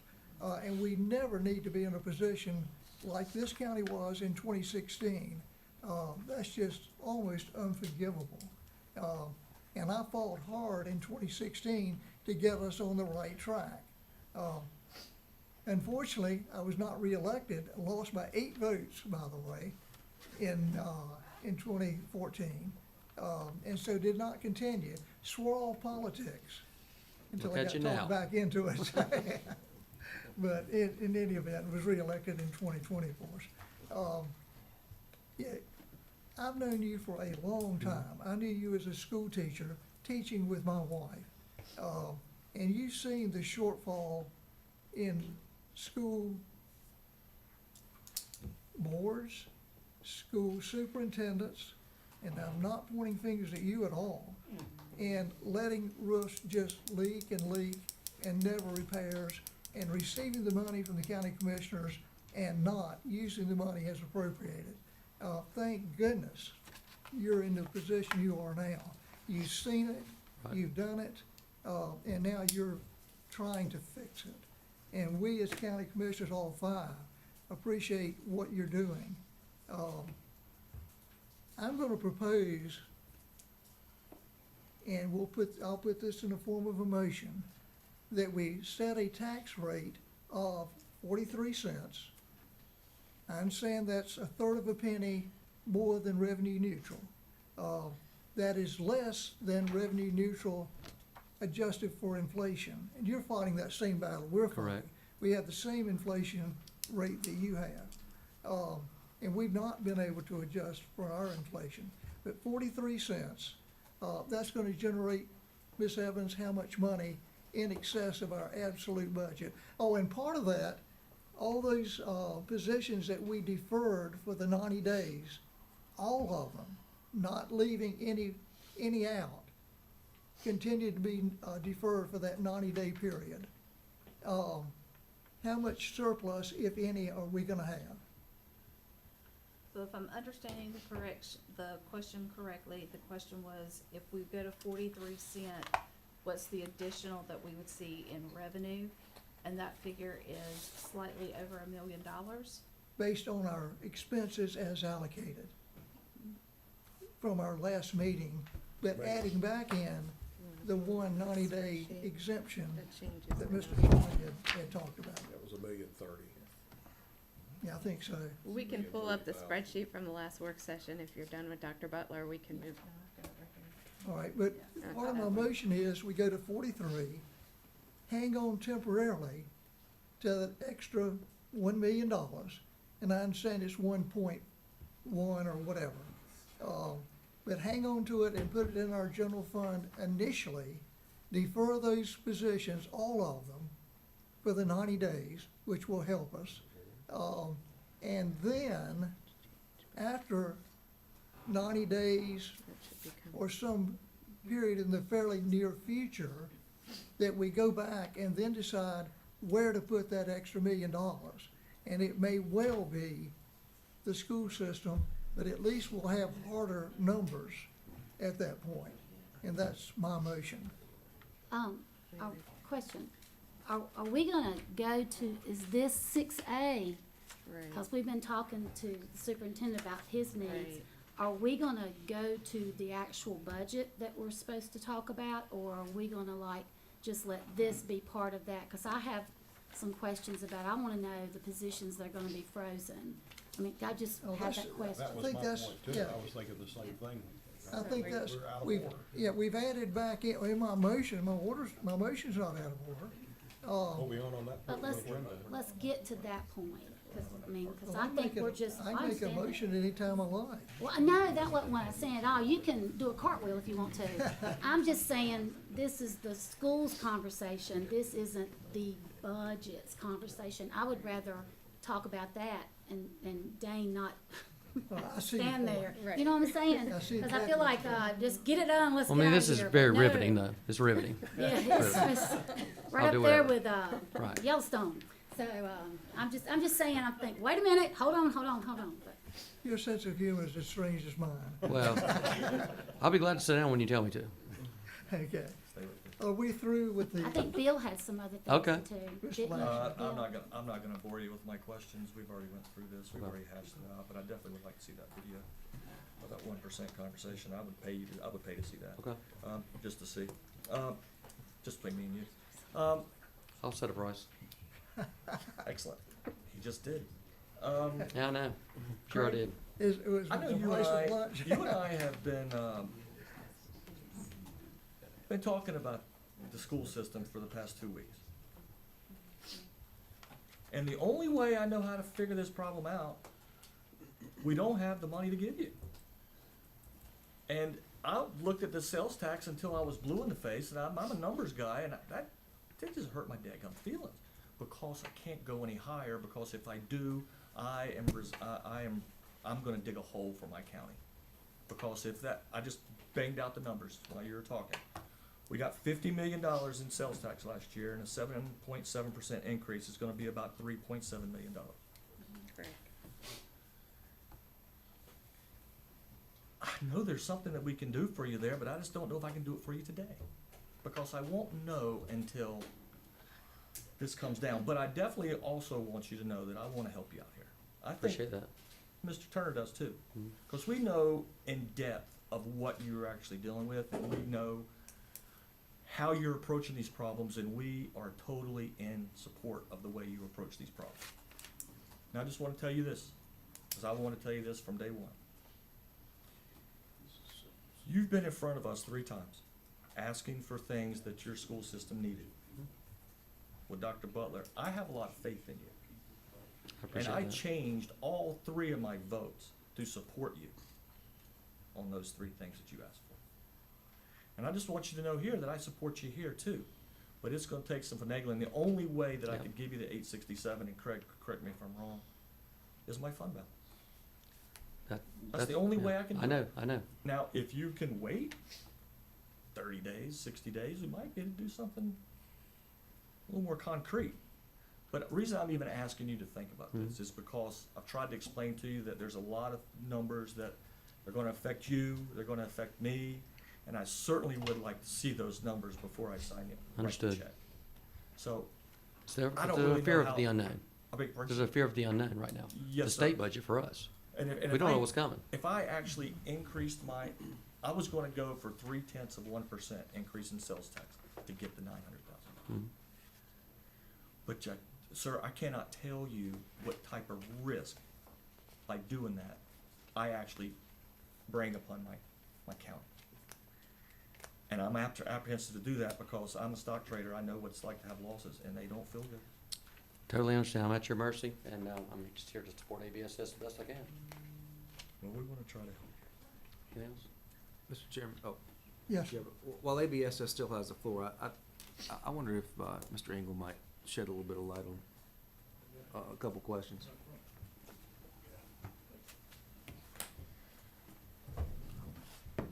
I've got about 2 or 3 things that I want to say that I cut my, what I was saying before short because we had the 30-minute rule, so I said, well, I want to let other folks have the opportunity to, and I cut out the best part of it, but, Greg Hook, doing a fantastic job. I know y'all have had burn, I've had burn. This man sitting right here has had burn about the way maybe some of those projects were handled. He's got a start date and an end date, and he's really working hard on it, and I commend Dr. Butler for hiring him and putting him in the position of Chief Operations Officer. So we're gonna see those things come to fruition pretty quickly, I would say. And That's the plan. that's the plan, that's the plan, and, so that's number 1. Number 2, and I know this was a tough one right here. The reason we need to raise that supplement, 1 penny, it doesn't matter what the state does.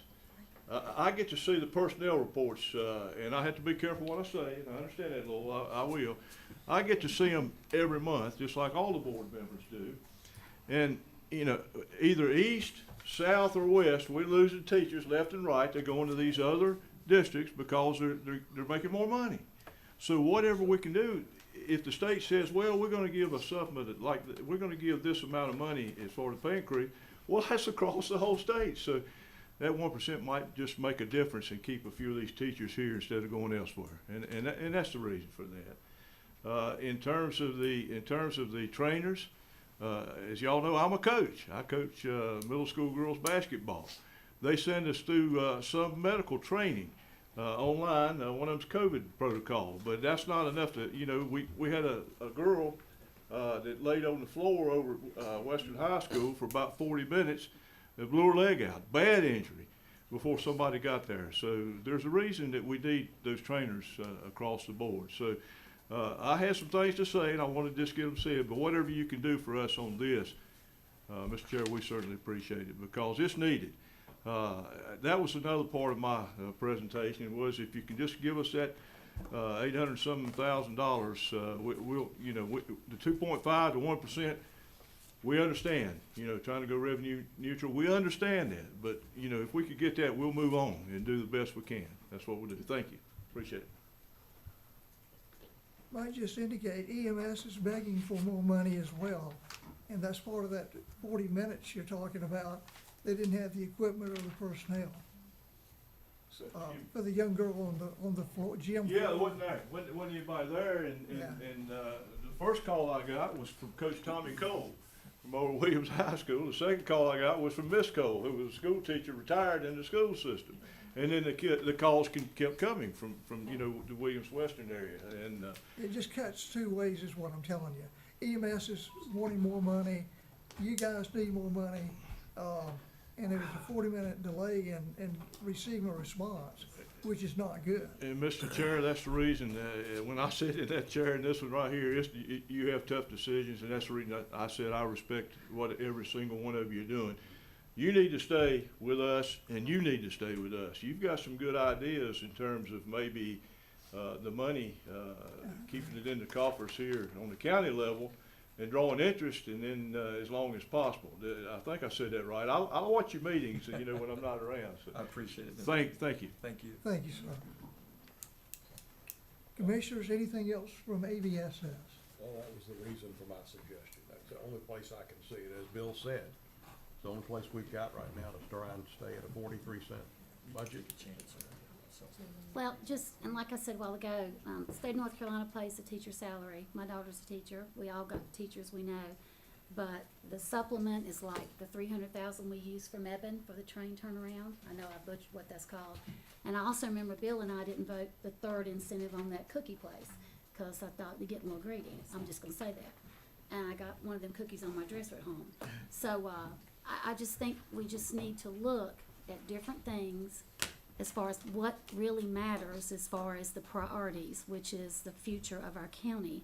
When it comes to what you put in, we've got the CAP program, we've got the accelerated college program, we've got all the stuff to really, we've got the military, we've got all these lines of paths for all these children to take, which should be what their interest and their passion is. But when it comes down to really having that teacher in that classroom, she's no fool, just like all of y'all. Look at your incentives when you go get a job. What you gonna do for me? What is it? What makes your company better for me to work for than down the road?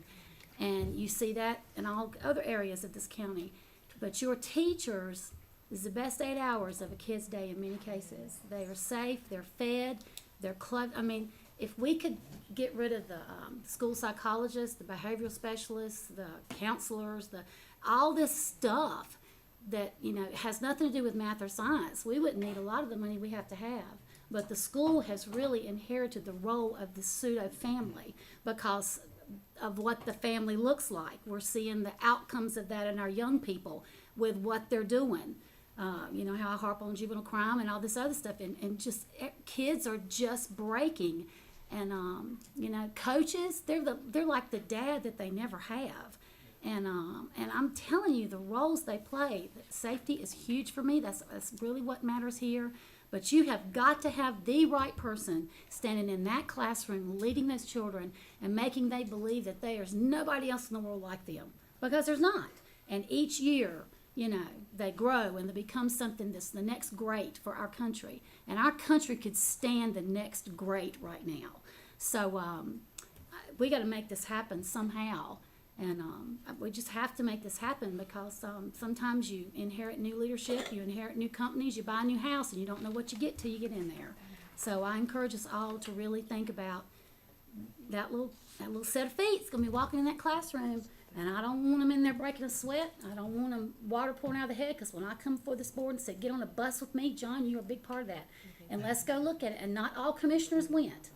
And we went and looked at it, and Lord have mercy, because it looks a lot different than on a cost report. Everything is not just numbers on a cost report. And you need to smell it, you need to see it. So, I'm sorry. But I'm just saying, I'm a mom, and I work with troubled kids, and we all have in some aspect, if they're our kids. And so I just encourage us to really do the right thing here. And whatever happened yesterday, my pastor says, you can't fix yesterday.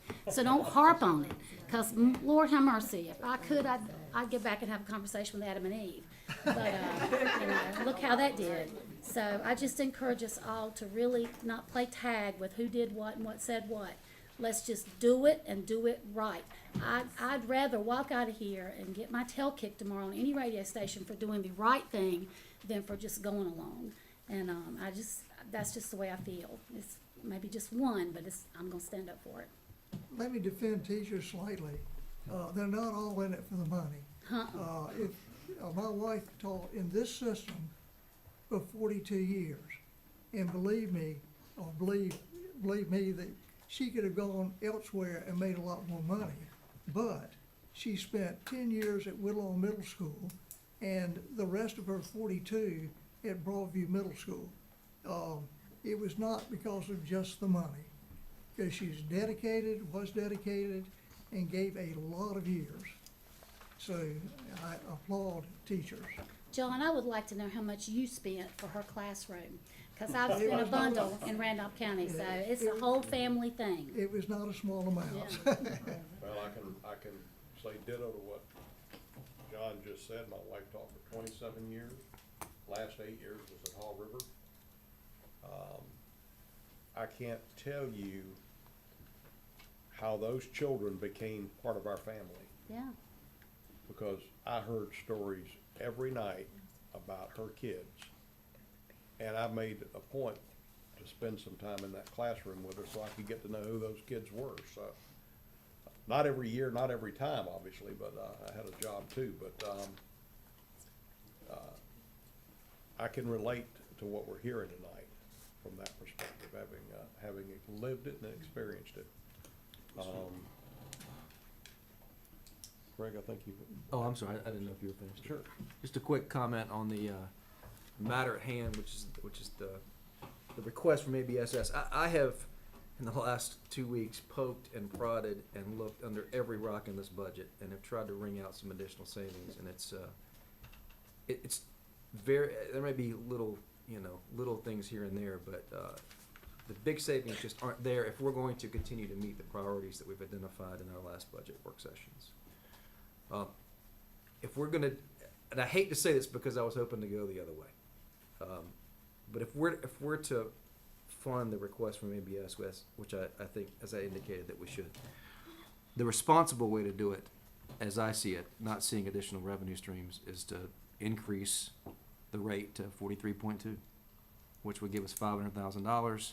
You take out the 165, which we already have, and you take $200,000 out of fund balance. That's, I think, the responsible way. It's not what I wanted to do, but that's I think, where we are, unless there's something that I don't see. So your total increase for the school would be how much? $867,930. There may be an additional, And we made a few small tweaks Yeah. for consideration. You have the compensation accelerated study. If you cut that back to January Sorry, I one. couldn't hear what you were saying. I was just trying to make a couple more quick tweaks to make it work. I still came up with 43.2. I cut out the compensation study back to January 1. That was 200,000 instead of hitting fund balance. Instead of, That's really the only I would difference. much rather keep that at November, to the Okay. sheriff's department's point. The sooner the compensation study, as you all might know, is an implementation of a market study to get our hard-to-fill positions at sheriff's office, DSS, and EMS at a market rate, such that we can be competitive with our fellow counties. And that, the sooner, there's some debate about how soon we can implement that, but Sure. If you want to. currently it's set to do November 1st, which I think is probably as soon as reasonable. I don't want to be there, I just don't see another way to do it. Right, that was 222,000. Did I hear, Chairman, correctly that you wanted to go back to the original vacant position list for the 90-day freeze? Because that would That was- add another $11,000. That's exactly right. So that puts that savings at 214, 853, rather than 203,000. 203, I think is what we had. Well, and just so those that are here tonight that haven't been here before can kind of get a handle on what Mr. Turner just said. One of the pieces that we're looking at is a salary study for our county's employees. And we don't see it possible to implement this at more than 1/3 per year. For 3 years. So what we're looking at is the first third, which is the place where we are just absolutely torn apart in positions. And we're down roughly 60 positions total, is it 50 or 60? The sheriff's office? In detention, Yeah. 60. And we're down, how many positions in DSS, how many positions in EMS? I mean, the numbers are just They're staggering. ridiculous. And Burlington's going up, Guilford's going up, Orange is going up, everybody's going up around us. We keep losing people and spending money to train replacements that then leave us. So we are trying to come up with a way to meet these needs and at the same time not do any more to our citizens than we have to. I mean, we are so concerned, I can't tell you how much I'm concerned about the people that are gonna get that tax bill, and it's gonna go up. I just looked at mine this last week, and I know how much it's going up. Praise the Lord, I can handle it, but not everybody's in the same boat. You can always get it from Lowe's. I want to say, that's the best thing I've heard all night. I'm gonna ask that same question myself. Amen. See y'all. So- Thank you, Barry. Thank you, Barry. Dr. Butler, I have one question for you. Yes, sir. If in fact we give you all or a portion of these extra monies, you took roughly $10 million and reassigned them from HVAC, and I don't He mean did. you. He did. He did. I don't mean Dr. Butler, but the school board did. $10 million from HVAC systems to bonuses, not salaries, not adjustment of salaries. Can you promise me that that will not happen again? I don't think that's very effective, so no, I wouldn't do that. I don't think it's effective at all. It's not reoccurring, doesn't do anything for retention long-term. Exactly right. Thank you. You're welcome. Well, we've done that too, with bonuses. Oh, You we're did almost on there, Pam. social services. Not you, Yeah. we. Yeah. No, actually. He actually voted I against it. voted against it. But I mean, I we've said made that then- decision too. I said then that bonuses are not the way to go. I don't, Do I salary agree with you. adjustments. Yep, we Pay learned. people and bonuses are fleeting. We learned the same. That was a 4-1 vote. We learned the same. All right. Thank you. All right, thank you. I appreciate your consideration tonight. Thank you. So Susan is working on the updated spreadsheet. Yeah, I just have, just, you know, instead of making it, 43.2, how about I just take it out of fund balance? That's what I said. I mean, and leave the rate at 43 if that's what you so choose.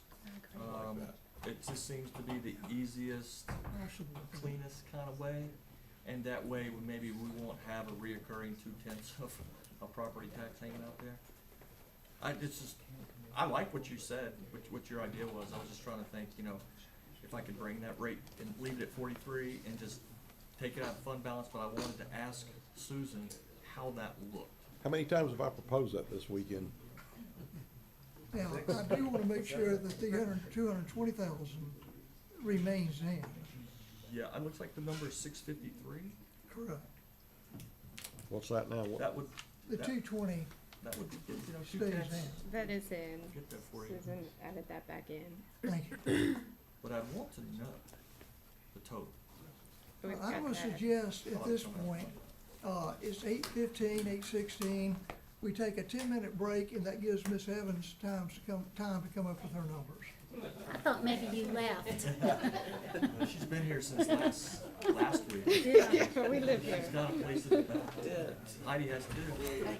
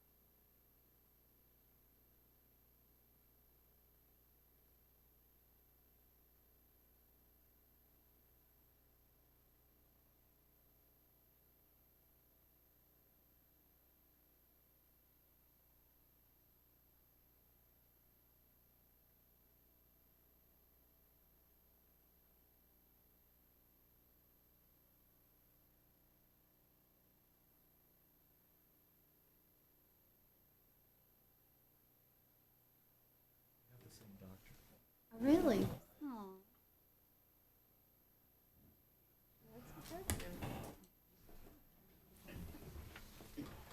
Okay, are we ready to move to item 6B? That is the budget. Amen, I think we've been there, right? Ms. York, are you ready? We are ready. All right. Sean, do you mind pulling up the Excel spreadsheet? I know there's a lot of numbers up here. We'll try to orient you to that. This is what you saw the last time we were together at your last work session. That time we added a third column of a tax rate of 43 cents. And then we have some cuts that the board wanted to make, some adjustments, not all of them are cuts, some adjustments that have been made. Do you wanna take it Sure, I'll from be glad there? to take it from here. So you'll see, commissioners, that on line, I believe it's line number 18, is the ABSS additional request of the $867,930. If we were to include a 0.2 cent increase, that would benefit $502,862, which would then rely on $188,807 of fund balance, so that you would have, if we were to then apply only to fund balance, that would be an impact of $691,669.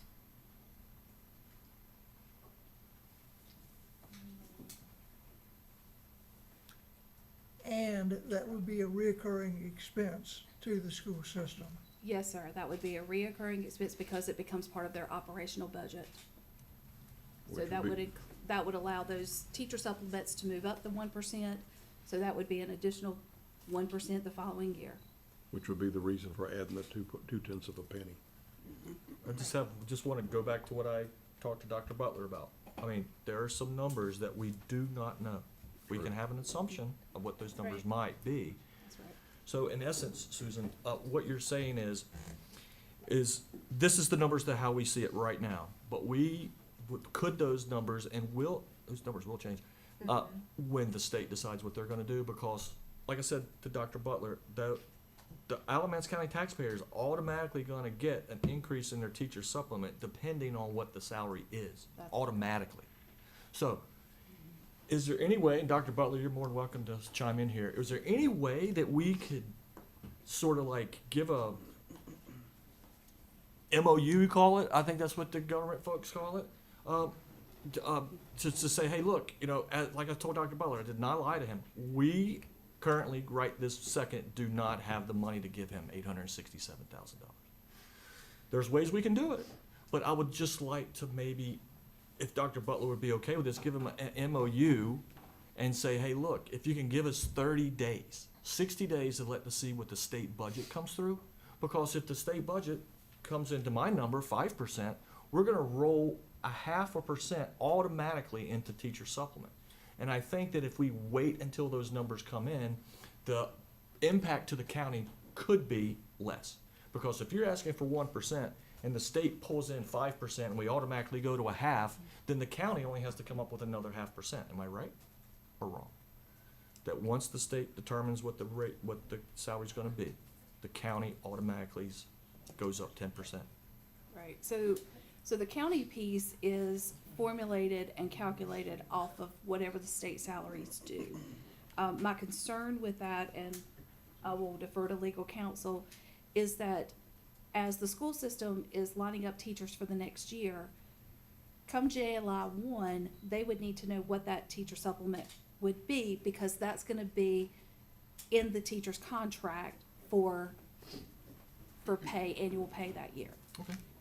So without getting into much of the weeds of how Dr. Butler and his staff have to prepare those teacher contracts, they would need to know up front what could they have that teacher salary and teacher supplement to be. Let me interrupt there.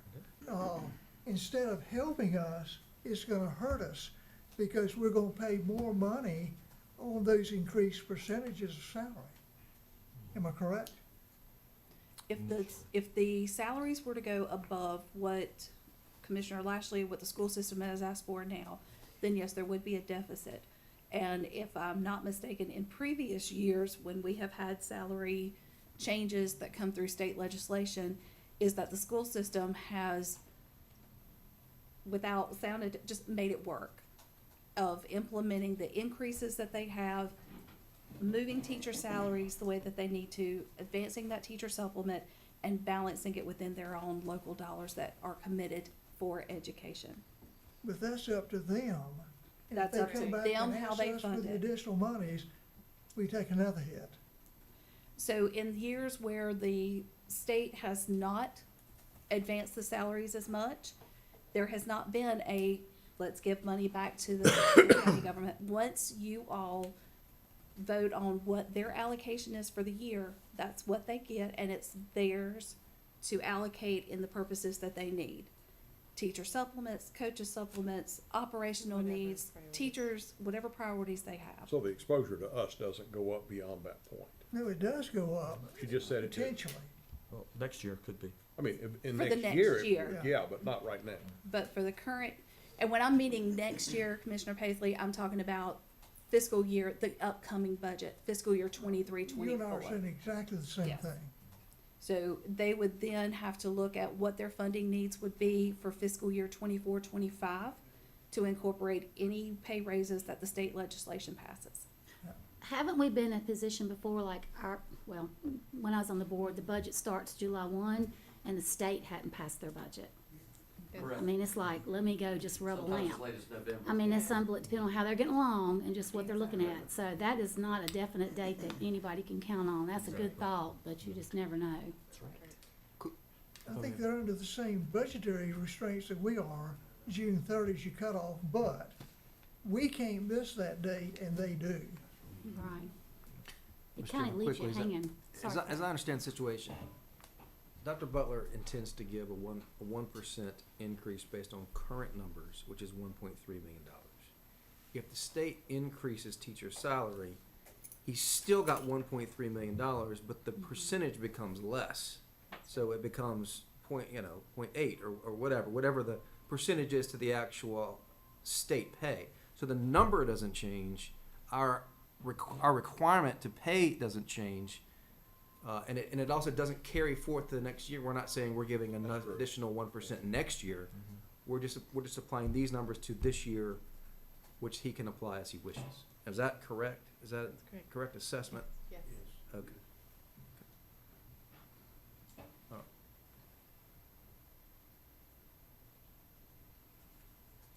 Is there, just thinking forward here, let's just say we got to make some assumptions here. Yeah. Mm-hmm.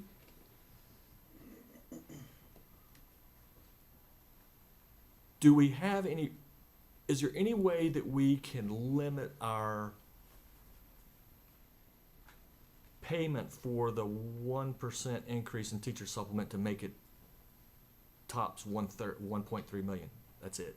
The reason I'm saying that is if we do this now, and then the state comes in and gives the teachers a 5% increase, that means that the teacher supplement's gonna go up another 0.5%. That's another $650,000 that we do not have. Actually, what she just said was that means their percentage of their supplement will actually go down. Next year. Well, you're This giving year. you're giving an amount for current expense, period. That's right, I'm the current expense, that's right. And it's for their, They decide what percentage is gonna go to salary supplement. That's not a commissioner decision.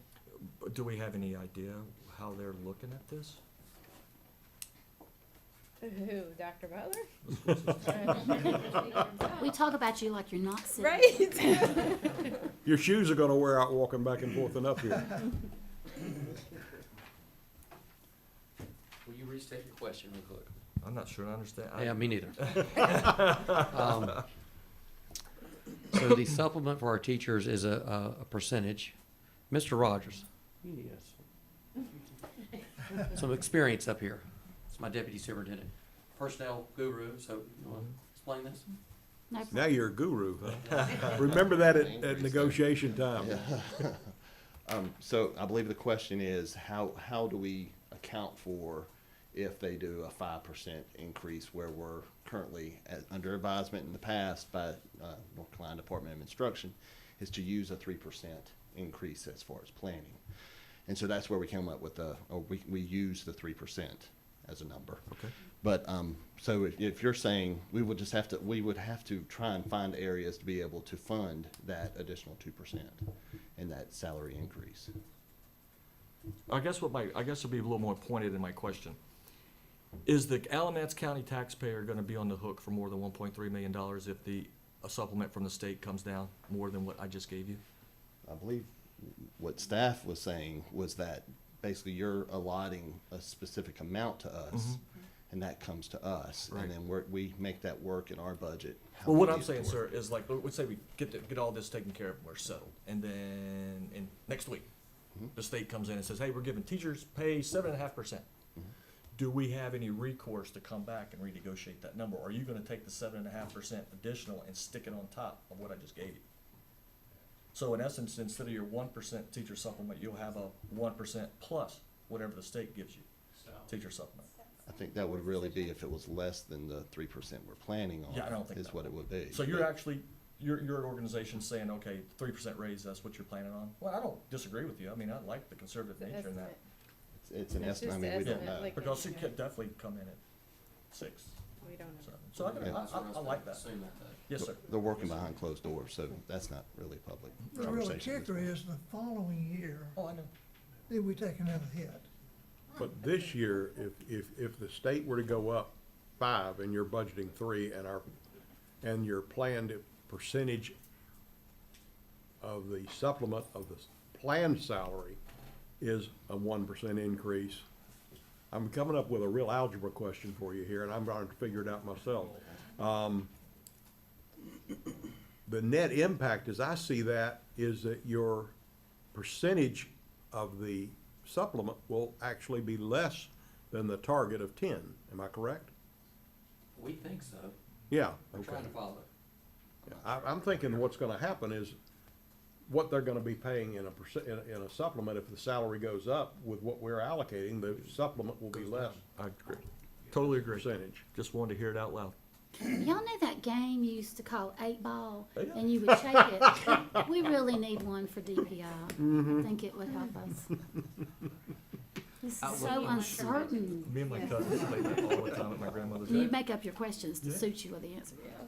Board, any other questions of Ms. York, Ms. Evans, or Dr. Butler? No, I'm good, thank you. Thank you. Thank you, Dan. Right. Yeah. Not a purpose. What are we doing? Because I wanted to ask about frozen positions. Go I ahead. mentioned that before. I just want to know what's being frozen and why is it if it's frozen for 3 months and then it's not frozen? What does that mean? Okay. The frozen positions we looked at that at the last work session and it was in a handout. Got So those positions, it was a snapshot in time at that point, what positions were open. And so those are the positions that we've included on line, 13. Sorry, I think it's line 13. It says a 90-day hiring freeze. So those are all the positions. There's 15 positions, it looks like that. Did you put the veterans back in there? Veterans is on there, yes. I know there was talk at the last work session, so you It's on can the see. cut or it's on the?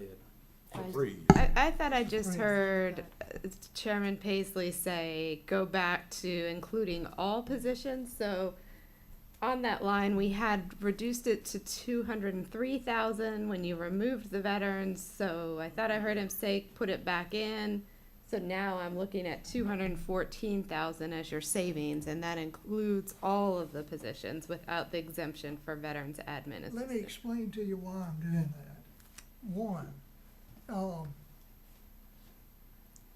Would you like to Miss- see it? No, is JCPC on there? Ms. Crawford indicates that they had a resignation or a firing. I think she said firing. So they went from 5 positions to 4. That position is currently open. Out of those 5 positions, only one, a single employee, was a veteran. That's problem number 1. She indicated, that is Ms. Crawford, the Director of Veteran Services, that we are servicing 40% of those that we're servicing at one point, and I think there was another point, 60%, and I'll use the smaller number, of those serviced by Alamance County are not Alamance County citizens. So we're servicing Guilford County, Orange County, and all of our surrounding counties, almost up to, you pick the number, 40%, 60%, whatever it is. We should be servicing Alamance County residents, not all our surrounding counties, which we're currently doing. I asked Ms. Crawford, why are we, because they're veterans. Well, I understand they're veterans, but Guilford County only has, I've gotten 1 or 2 employees for all of Guilford County and veteran services. Orange County is 1 or 2. Yeah, we're way overpopulating our veteran services compared to all our surrounding counties. And then servicing the other counties. We taxpayers should not be paying for that. We ought to be dropping them back to 4 positions, period. And they ought to be veterans. If we're not getting veterans, then we ought to be advertising for veterans to apply for jobs. They're the ones that need it anyway. So I just don't want to give special preference to that one department and then slighting all the others, including the Sheriff's Department, DSS, and everybody else for the benefit of one agency that is not, I think, running their department correctly. And they have closed doors, locked doors. Had 3 calls this weekend from veterans. Hey, when I go to the veteran services, I have to ring a doorbell, hopefully recognized, and then I might get to talk to somebody. So if they are locking their doors, I just have a lot of problems with that one particular department. And I think it needs to be corrected. And we ought to be servicing Alamance County, not Guilford, Orange, Rockingham, and so forth. Well, I just add to that, from what I've heard in different areas of the state, the Guilfords and the Oranges, and I'm not gonna like diss anybody, but with that small amount of staff, that might be why they're coming here. Because they're clearly being are. served, and we're one of the best VCOs in the state. I'll put anything to that. I mean, you go to any conference and, I mean, they're highly respected. And, they didn't ask to be moved where they are. They were in another part of that building. And then planning took their section or downstairs or wherever it was. It's been a while, and the door is strictly safety. That's another thing, because I mean, you show our badge to get on that elevator to come up here because of safety. And then you about got to give a kidney to go to 3rd floor, because there must be some kind of vault or something up there that I've yacht found, but I'm just saying, safety nowadays with what you see happens, you just cannot be safe enough, and we all know that. We have guards downstairs for us to come through at the courthouse everywhere. And I don't know of any VSO that their entire staff is veterans. It's kind of like us hiring somebody here and saying, well, if you don't have blonde hair, we're not going to have it. You know what I mean? You just can't pick and choose what you want. You want the qualified person. And don't take that like that. It's like teachers. You want the qualified person no matter. No, John, you're not understanding. It's what I'm trying to tell you is you're wanting to have all veterans working somewhere. That would be like having all of us stockbrokers running this. I mean, you just have to, you want to hire the best person. That's what I'm saying. And I think that's what they've done. They've hired the best people. And for the one that's just become an officer, of course she has to go and get trained, because you want training for that. That is not an easy job. And it was all kind of stuff that I don't even understand what all they do. My son had to go there when he come out of the service, and it was just wonderful. Get you with the hospital, get you checked for disabilities and all this stuff. So Craig could be a better person to talk about it. He's a veteran, and he's on their board. But, I mean, I don't, what you may hear may be something different from somebody else hears. And that's why it's always good to have the complete story and bring them all up here and ask them these questions, instead of us just assuming what we're told by some. I don't never assume anything. I just want to hear it straight out of the horse's mouth. Ms. Thompson's correct. One of the 4 they have employed there is not even certified and is working on certification now. So she can't even help the veterans. She's in training.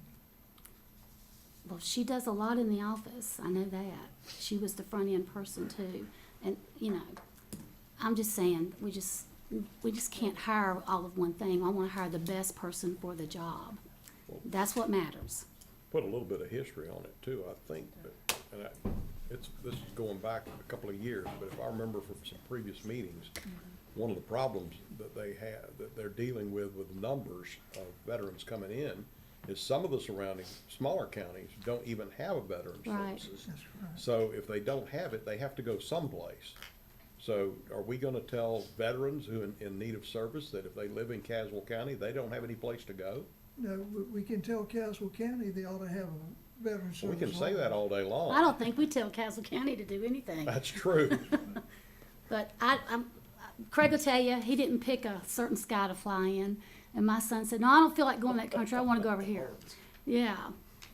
So, you know what I mean. You go where they tell you. That's the veterans, and thank God for every soldier before, during, and after. So, I just don't want us turning veterans away when they're in need. no, they're really struggling. So, everybody struggles if you've got some stuff. So, take care of the ones who took care of us. Ms. York. All right, back to our list. We've included the school's request on there. There is a fund balance appropriation. There is also an adjustment on the tax rate. Happy to make adjustments further as the board would like. I think the tax rate at 43 and what Bill suggested about the fund balance is a safe way to go with that. I think both sides benefit from that. That ain't no motion. That's Right, just a so comment. what we're showing up there is a 43.2. Right, well, Otherwise, we're hitting the fund balance, and we felt like this was such a large recurring expense Yeah. that was not our best option. I just got one question. Yes. I just want to hear from Ms. Evans here, since you're the professional here. Ms. Thompson is right. I did suggest 43 even rate, but, looking at these, I think you're the one that pointed out to me it's a reoccurring expense. So with that being said, it's a reoccurring expense, you probably need to make that rate higher. If we're gonna have to deal with these numbers next year, we may need to start from 43.2. I didn't say that to tie you in. No, ma'am, Paul. because what you said Yeah. is what I said. But I was then- just supporting that. And believe me, I wish I could do it, but knowing that we're gonna have $800,000 in reoccurring expenses, you probably shouldn't tie yourself into and start off next year in an $800,000 hole. Because if I was gonna do that, I'll just take it out. I would just make a bet that we're gonna beat the rate that we have told ourselves for sales tax. I mean, but that is a gamble. Right. Sales And, tax is a gamble. I wasn't elected to gamble. I do that at my job enough. Yeah. Well, I'll make a we're motion. ready. I'll go ahead and get started. I'll make a motion. We make the revenue, the revenue number 43.2. I'll second it. Can we get clarification if that includes veterans or not? Does that reflect all of the changes that you see up there, including the adjustment on the 90-day number For the veterans. for the position. veterans position specifically?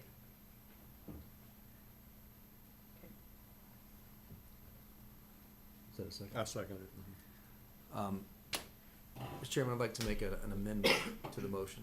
I'd like to move to amend the motion only that we reinsert the veterans position into the 90-day hiring freeze. So put it back in, take the cut out. That's what we have. Does he have to get that seconded? Yes. I'll second. That's what we're reflecting. Well, we'd have Yes. to amend So our we're motion, so reflecting- Bill would Well, I have. think the amendment stands on itself to be voted on as a. Is he That's amending? correct. You have a vote on the amendment first, That's and then you have I a vote wasn't clear on that his the amendment was motion. different. But we need to make sure we're not saying the same I thing. think you're saying the same thing. Oh, are we? Close. So it's all revolving around the veterans position. It is. So is it funding it fully or with a 90-day hold. Funding. I understood point of information. I understood Yes. Mr. Lashley's, motion cut it. My amendment was to reinsert the position, so eliminate the cut. Okay. So just for full disclosure, if that is the amended motion, what that would then do is have fund balance allocation of $199,920. So Can you it say that just again? changes your bottom line figure. Can you say that number again? Sure, $199,920. So it's The roughly a 11,000. 12,000 increase? Yes. And what would that change your 43.2 number? No. It stays the same. Stays the same. Yes, the adjustment's handled through fund balance. Call the question on the amendment. All in favor of the amendment, say aye. Aye. All opposed, say no. No. All right. Now, we have a motion of the 43.2 at this point, excluding with the amendment, the cutting of the Veterans Services fifth position. What? Do what? Yeah. That was the original motion. We just voted to add the amendment. Right. Right. The amendment It- passed. Right, not excluding the Oh, Veterans you Service said position. excluding, sorry. Right. Sorry, Tom. No, So that vote was on the amendment to the original motion, and now we need to vote On on the the- actual rate itself, exactly. including the amendment that was just as passed. amended, Right. Correct. Yes. correct. Yes. Any further discussion?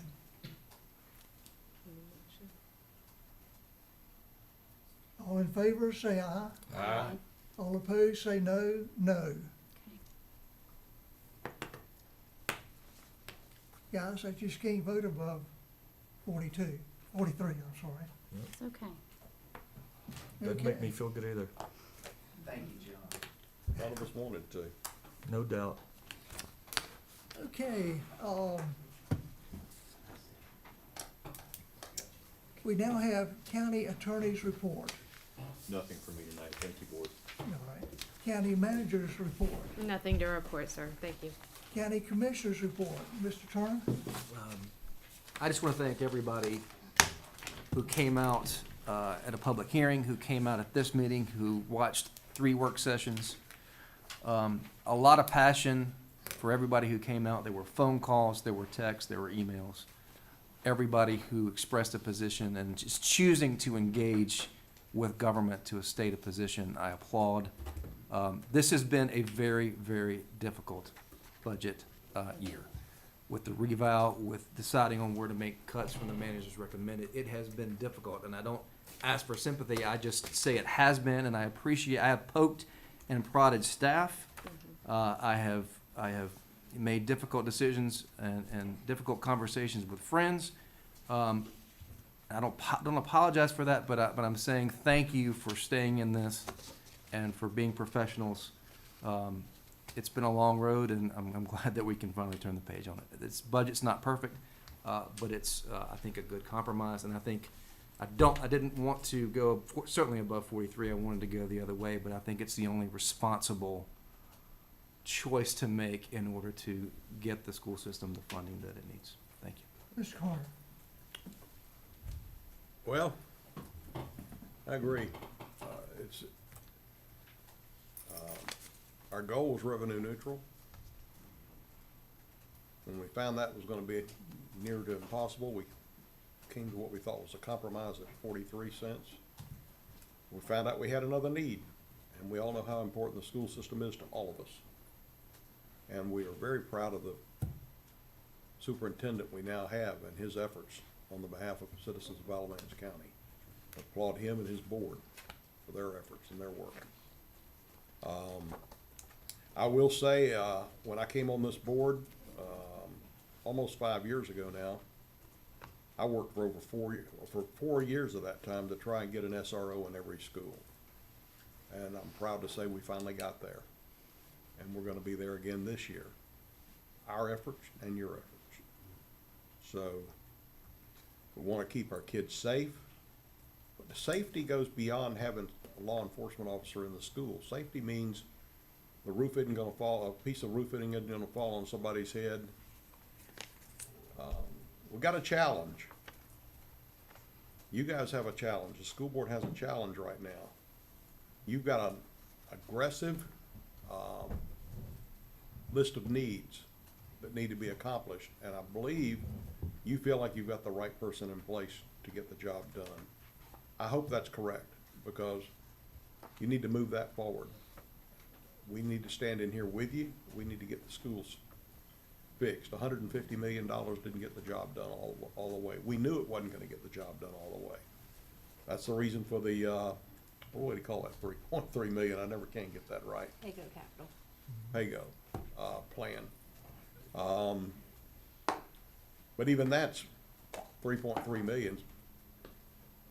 Problem with that is it's impacted by inflation too. It buys less now, just like everything we do. You know, you look at county government, if you take your household budget and you go to the grocery store, everything, my wife tells me every time she comes back from the grocery store how much more stuff is costing. Look at the county.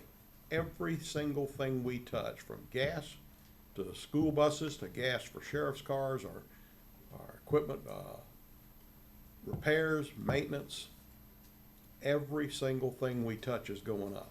Salaries, to be competitive, to try and keep people. Nobody wants to make a 911 call and have nobody show up. Nobody wants to be in the middle of a heart attack or be in an accident and have nobody come to offer service. Nobody wants to have a need at their home and need law enforcement and have nobody show up. And if you're in law enforcement, you don't want to be any longer than you have to be from your backup. And when you're shorthanded, your backup time can get longer. You don't want to be there if you're that guy. Northeast Alamance County, almost in Caswell County, and you're by yourself. That's not fun. I don't envy that person, and we ought to praise the Lord every day for every one of those fellows that agree to put that badge on and defend us. They're irreplaceable, folks, and we're having to try and replace them every single day right now. And that's why we've implemented the salary study plan, and we've got, I believe unequivocally, we have to stick to it. I know there are gonna be people say, you don't need to hire more people. We're trying to replace people we've lost. And once you get them replaced, it's a whole lot cheaper to keep them than it is to find more and put inexperienced people out there on the road or in the classroom or anywhere else. So, I applaud this budget. It's not where I wanted it to be, but I think it's an unbelievable compromise in light of what everybody around us is doing. And I praise Graham for hanging in there. They came in better than we did. I don't know what cuts they made yet, but,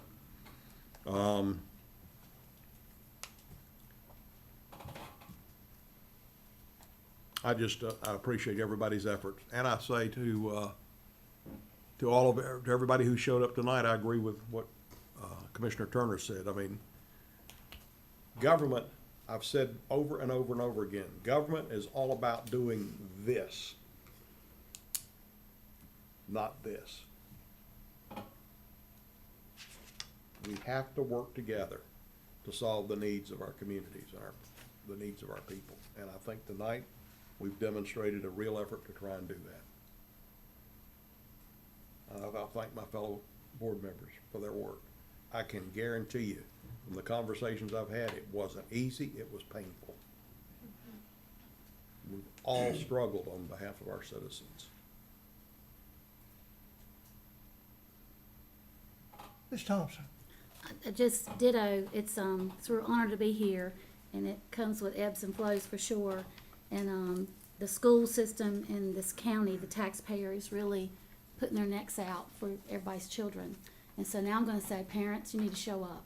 You need to really show up for your kids at whatever the school needs them to do. And it's so important that you're there because your kid knows when you're not. And with what's going on with children nowadays and things facing them, they need all the support they can get. The school is not their parent. The school is their educator. And I'm so glad we got to see the faces of the chiefs of the volunteer fire department. I'm glad they got to be put in the spotlight. What they do is just amazing for so many. And it's, I just appreciate how we've all really worked. And I know how hard they've worked. Calculator over here, I know how hard they've worked. And so, it's been an honor to be part of them. And it's plus and minuses, but I feel solid about what we've done. It's not easy, but these citizens are worth it. Everybody's worth it. Taxpayers worth it. I don't want anybody paying any more than they have to. I'm a taxpayer, but I'm going to always side with safety and those who take care of that safety. And the school is a big part of that. Best 8 hours of a kid's day. So, Mr. Lashley, before I call on you, does your motion include the fire tax rates that we have talked about? Everything. So that's inclusive? Yes, sir. All right, good. Mr. Lashley. Thank you, Chairman. Just want to first of all thank everyone, like Commissioner Turner. It's really very, very important that you take your liberties at heart and, let your government know what you want and what you don't want. That's the best thing about this whole process that I've really enjoyed. Has it been fun? No. Has it been taxing? Yes. Have I learned something? Absolutely. But I also just want to thank the school board for their willingness to stand up for what they believe. Do I agree with it all the times? No. But I don't expect you to agree with me all the time. But I do thank you for your work. I just want to thank my staff, especially the county staff. You folks are amazing, absolutely amazing. And I know, Heidi, you're probably so thankful that this week is over because this is your first budget. And I know how hard you've worked. I know how hard you've thrown yourself into this process to try to be a facilitator of what this board wants. And we do appreciate it. And we also appreciate Ms. Evans too, because I don't know what we would do without you. Yeah. Your expertise is amazing. If we're a little bit iffy, we always know that we can talk to Susan and she will point us in the right direction, and we do appreciate all you've done. I must admit, when I walked in this door tonight, 43.2 was not in my wheelhouse. So I hope you guys appreciate it. Absolutely. And just going to let you know, Dr. Butler, that I am going to be one of the hardest critics of your organization going forward, because you really have put me in a bad spot. But like I told you before, I have a lot of faith in you and I have a lot of trust in the work that you're doing is for the best for Alamance County citizens and students. But I just want to let you know that I'm going to keep a close eye on your organization going forward to make sure that we are seeing things the right way and there's going to be no more surprises. And I like that. But I just want to tell everyone thank you so much. I want to thank my board for their hard work. I know it has not been easy. It's been a lot of late night phone calls and it's bad when your chairman calls you at 1 a.m. But I just want to thank everybody involved here, and I know that this is probably, some people in the county are probably not going to like these ideas or these changes that we've made. But like Ms. Thompson said, it's not really, believe me, if I could have changed the outcome of this, I would have. But believe me, I went through this budget.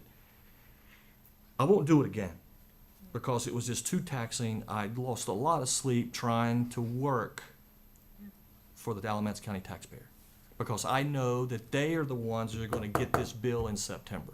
And when they see that bill, they're going to think, what did Bill Lashley do to help me out? Well, tonight I didn't do as good as I should have.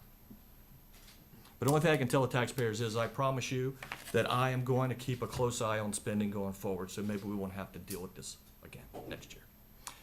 Thank you, Chairman, for your time.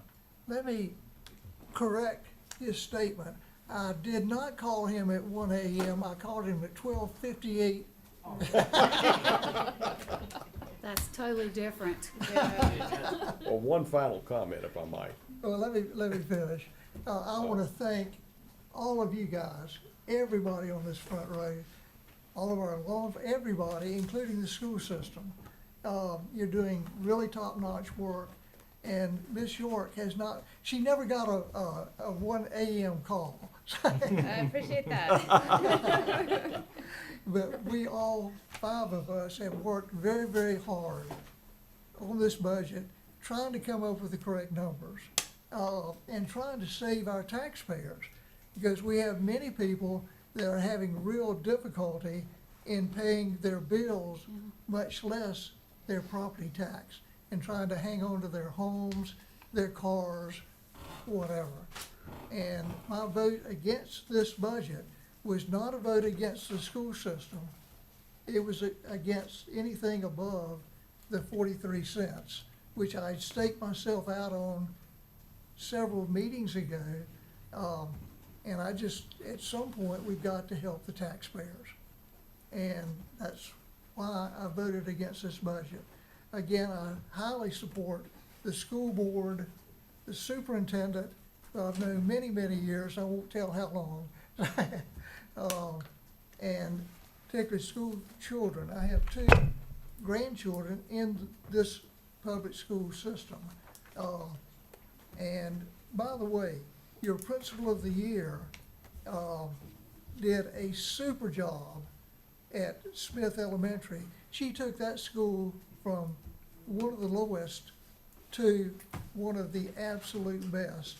And I see that you moved her to term time. So just, we appreciate what you're doing. Craig Turner, you'll never see her again. She's gonna work 24 hours a day. I'm so thankful for her going to turn time. I got a kid at turn time. I'll be up there. All right, great parent. You'll be doing a fundraiser. Mr. Superintendent, you need to borrow this gentleman for. Big Anyway. That's a big city. We appreciate what you're doing. Appreciate the sincerity and the phone calls and so forth from the school board members. Your chairman probably will never speak to me again, other than that. And I wish he could have been here tonight. Wish her well. Yeah. She's very committed. Staff, thank you.